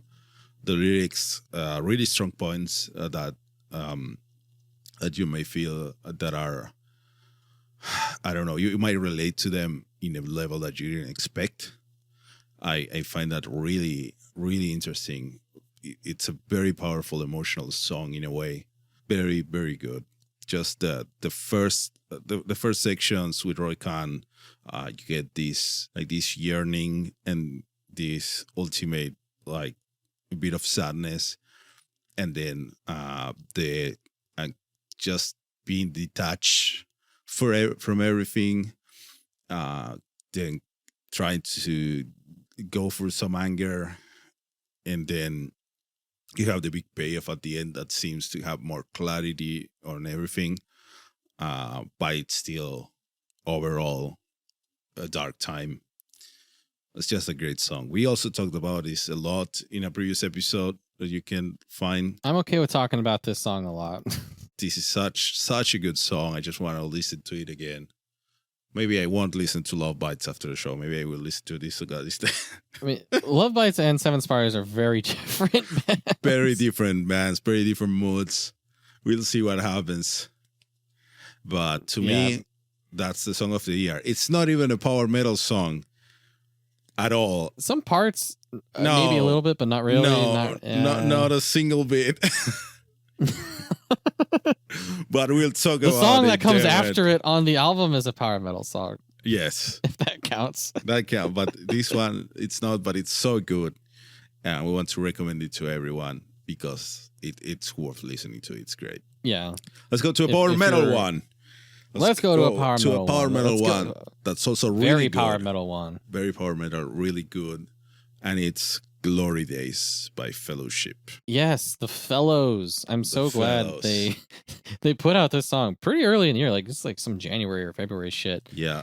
But like with how like delayed their album has been. Yeah, we need an excuse to talk about them. So they have this in the year. Hopefully, their album is delayed. It might come out in 2022. We'll see when they can actually finish it.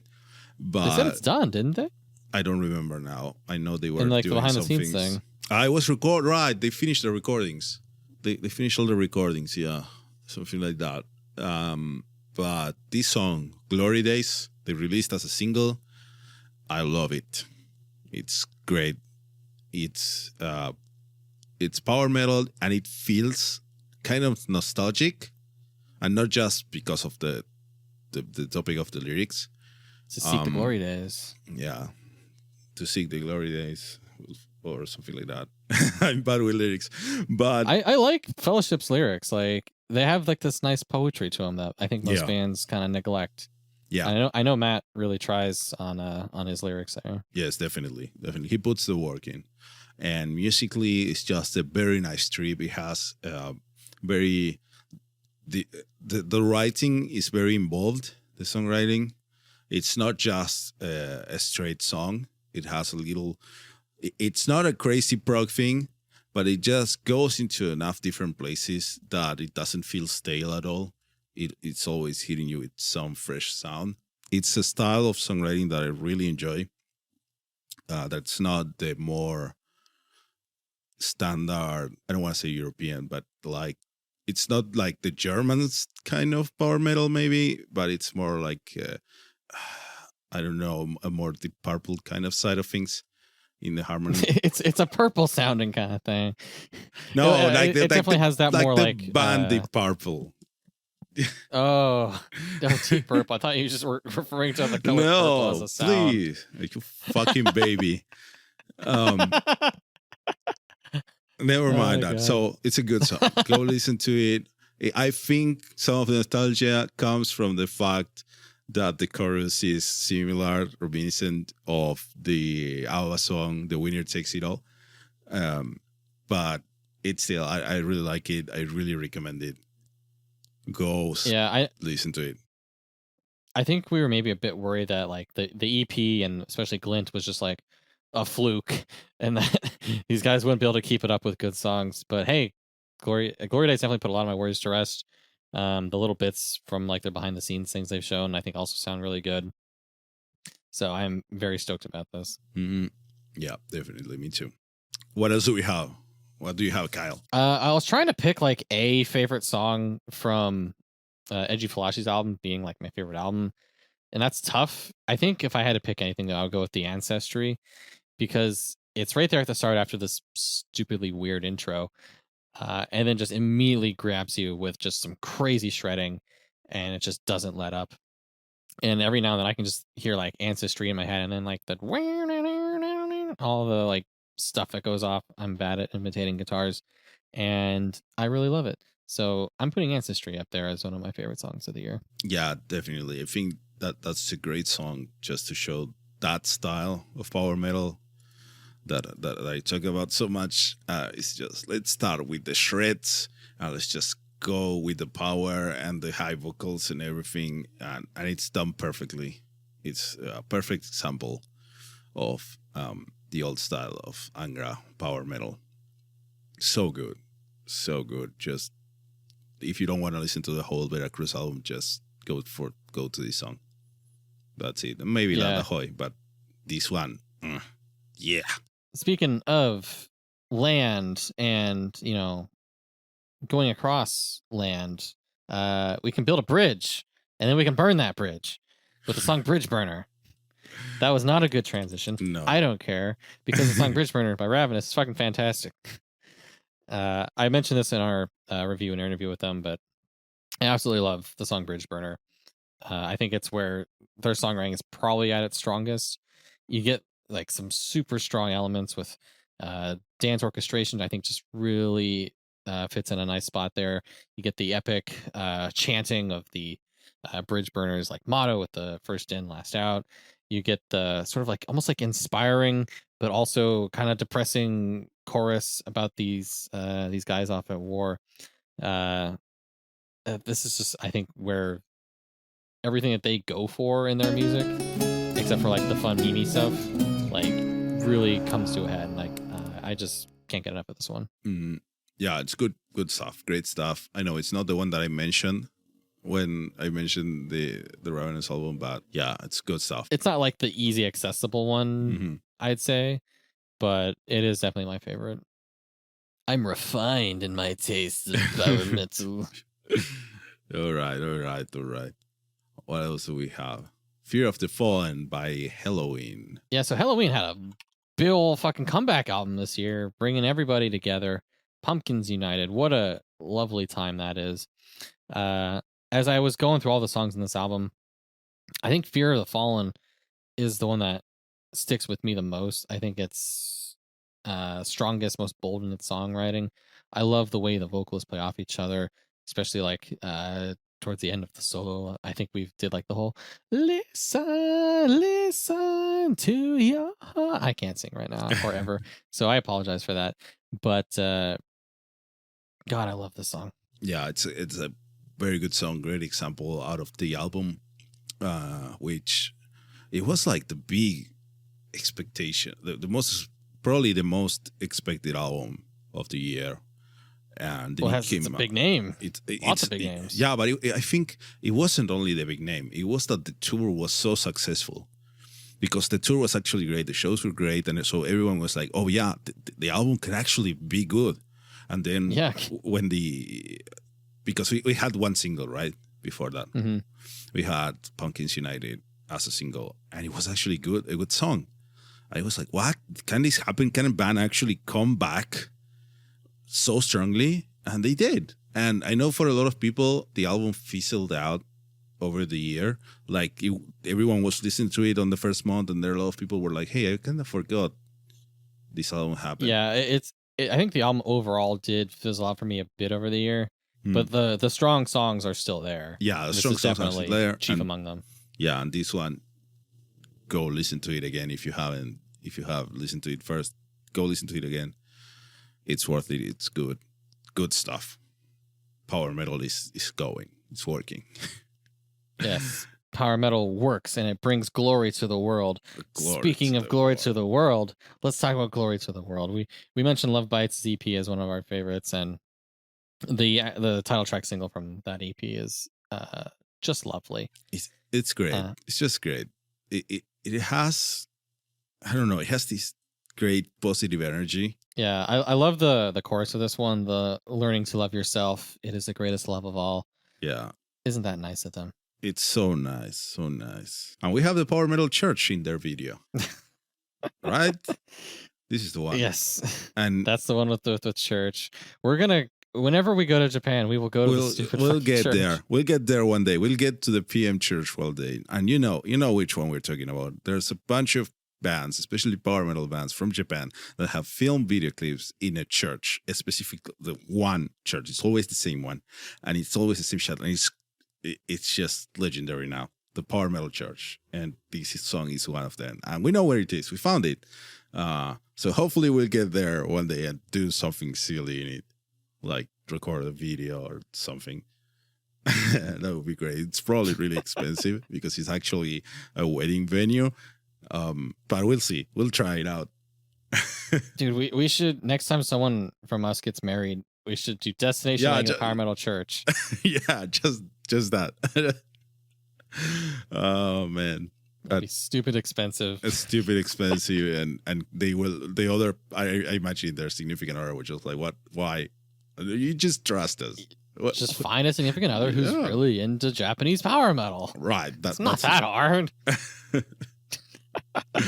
Oh man, we'll get there. We'll get there one day and do something, and we'll do it. We'll do it for sure. We're gonna make it, boys. And this song will power us through all that journey.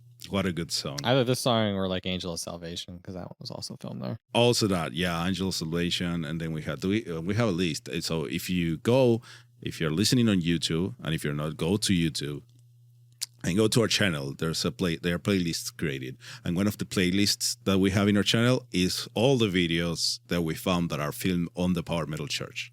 So as soon as the episode finishes, go have that playlist. It's short. It's not that long, but it's fun, and there are good songs, including this one and Angel of Salvation. One last song I did want to mention as like one of my personal songs of the year. I guess Melodist Song of the Year. I'm going to give it to Panta Ray, that I have to call Panty Raid from SpongeBob. This is Aephanemer's song that, like I said, it was a single that was better than the rest of the album and kind of set me up for disappointment. But damn it, the song itself is really good. I love the way it just like explodes, especially towards the end. Like I said, when Aephanemer is really good, when their guitar is just like shredding underneath the vocals, you have the symphonic stuff kicking in with it too. Like it's a lot, but when they hit that balance, it's so good. And I really like this, like it on this one. Great, that's great. Can I mention? But like actually, said, overall, what was that? Yeah, we usually mention songs like when a song belongs to an album, we tend to move it to the year where the album is released. But I gotta say that Planeswalker Tales of Magic is a top song for me too. It's a very good song, yes. Even though, because the single was released in 2021, the album was released. will come on 2022, but it's a really good Deliver song. Us from Evil on this list too. I mean, I wasn't that a lot. Oh yeah, actually we should. Why didn't we? Because I thought about it, but I'm like, it's always weird, these like December singles. Yeah, no, it's 2021, Deliver Us from Evil by Blind Guardian. That's also a top song. We really recommend listen to that it. a lot. Yeah. I'm just gonna put on the list here. Fuck it. Deliver Us from Evil. Yeah. I spelled deliver wrong because I am hungry. The feeler. There we go. Oh man, and that takes us to what we expect from next year. So we talked about the Blind Guardian album that we're looking forward to already. September 2022, we're coming. We mentioned Fellowship. Fellowship's album hopefully will come out at some point in 2022. Hopefully it's sooner than later. We're really looking forward to that. We know that the guys have been hard at work on that.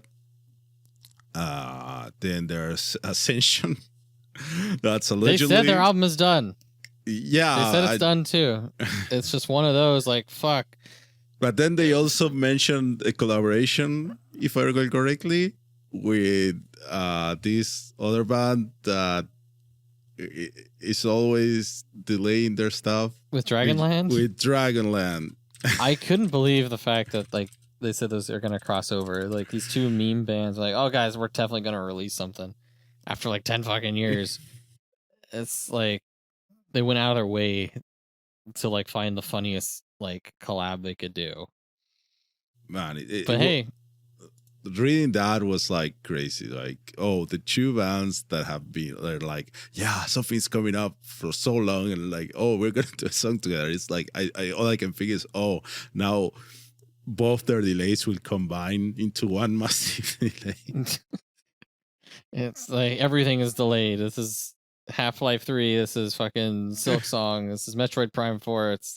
It's all one. Oh my god. Although Ascension said the album's done, they just have to make promotional shit, which takes a fucking year at this point. It takes a long time and everything. Another album coming out next year that I guess will be a big name release is actually Sabaton has their other World War I album coming out, which I am cautiously optimistic for. I've liked a couple of the last singles that they put out. I liked Steel Battalions and Christmas Truce. So, open mind. Open mind. Hope. And I don't know. Hope the live shows come. I think the real thing we're looking forward to next year is more live shows. We've gotten some this year, at least I have. Next spring is going to be a big time for shows in North America. We've got the Hyperspace Festival. We got the Hell's Heroes Festival. Dragon Force is doing a tour. Beast in Black announced that they're doing a tour, which will be their first time in the U.S., which is, I think, pretty cool. They're doing it the exact same fucking time as the Dragon Force one and all those other festivals. So it's going to be a tricky time. Yeah. Hopefully Prague Power manages to happen next year, even if it's only with American bands, because none of the Europeans can get in. They've already had a few lineup changes that I've lost track of at this point. But damn it, we're going to make something happen, hopefully, maybe. Yeah. Meanwhile, my Tyrion Leone Rhapsody tickets are dissolving. Well, they move their tour again to 2023. Jesus. Which is come on, just kill me now. February 2023, man. That's so long. It's how long have you had those tickets? Well, the original show, if I recall correctly, was going to be on June of 2020. So it's been a long time. Very long time. That's going to be a 2.5-year delay?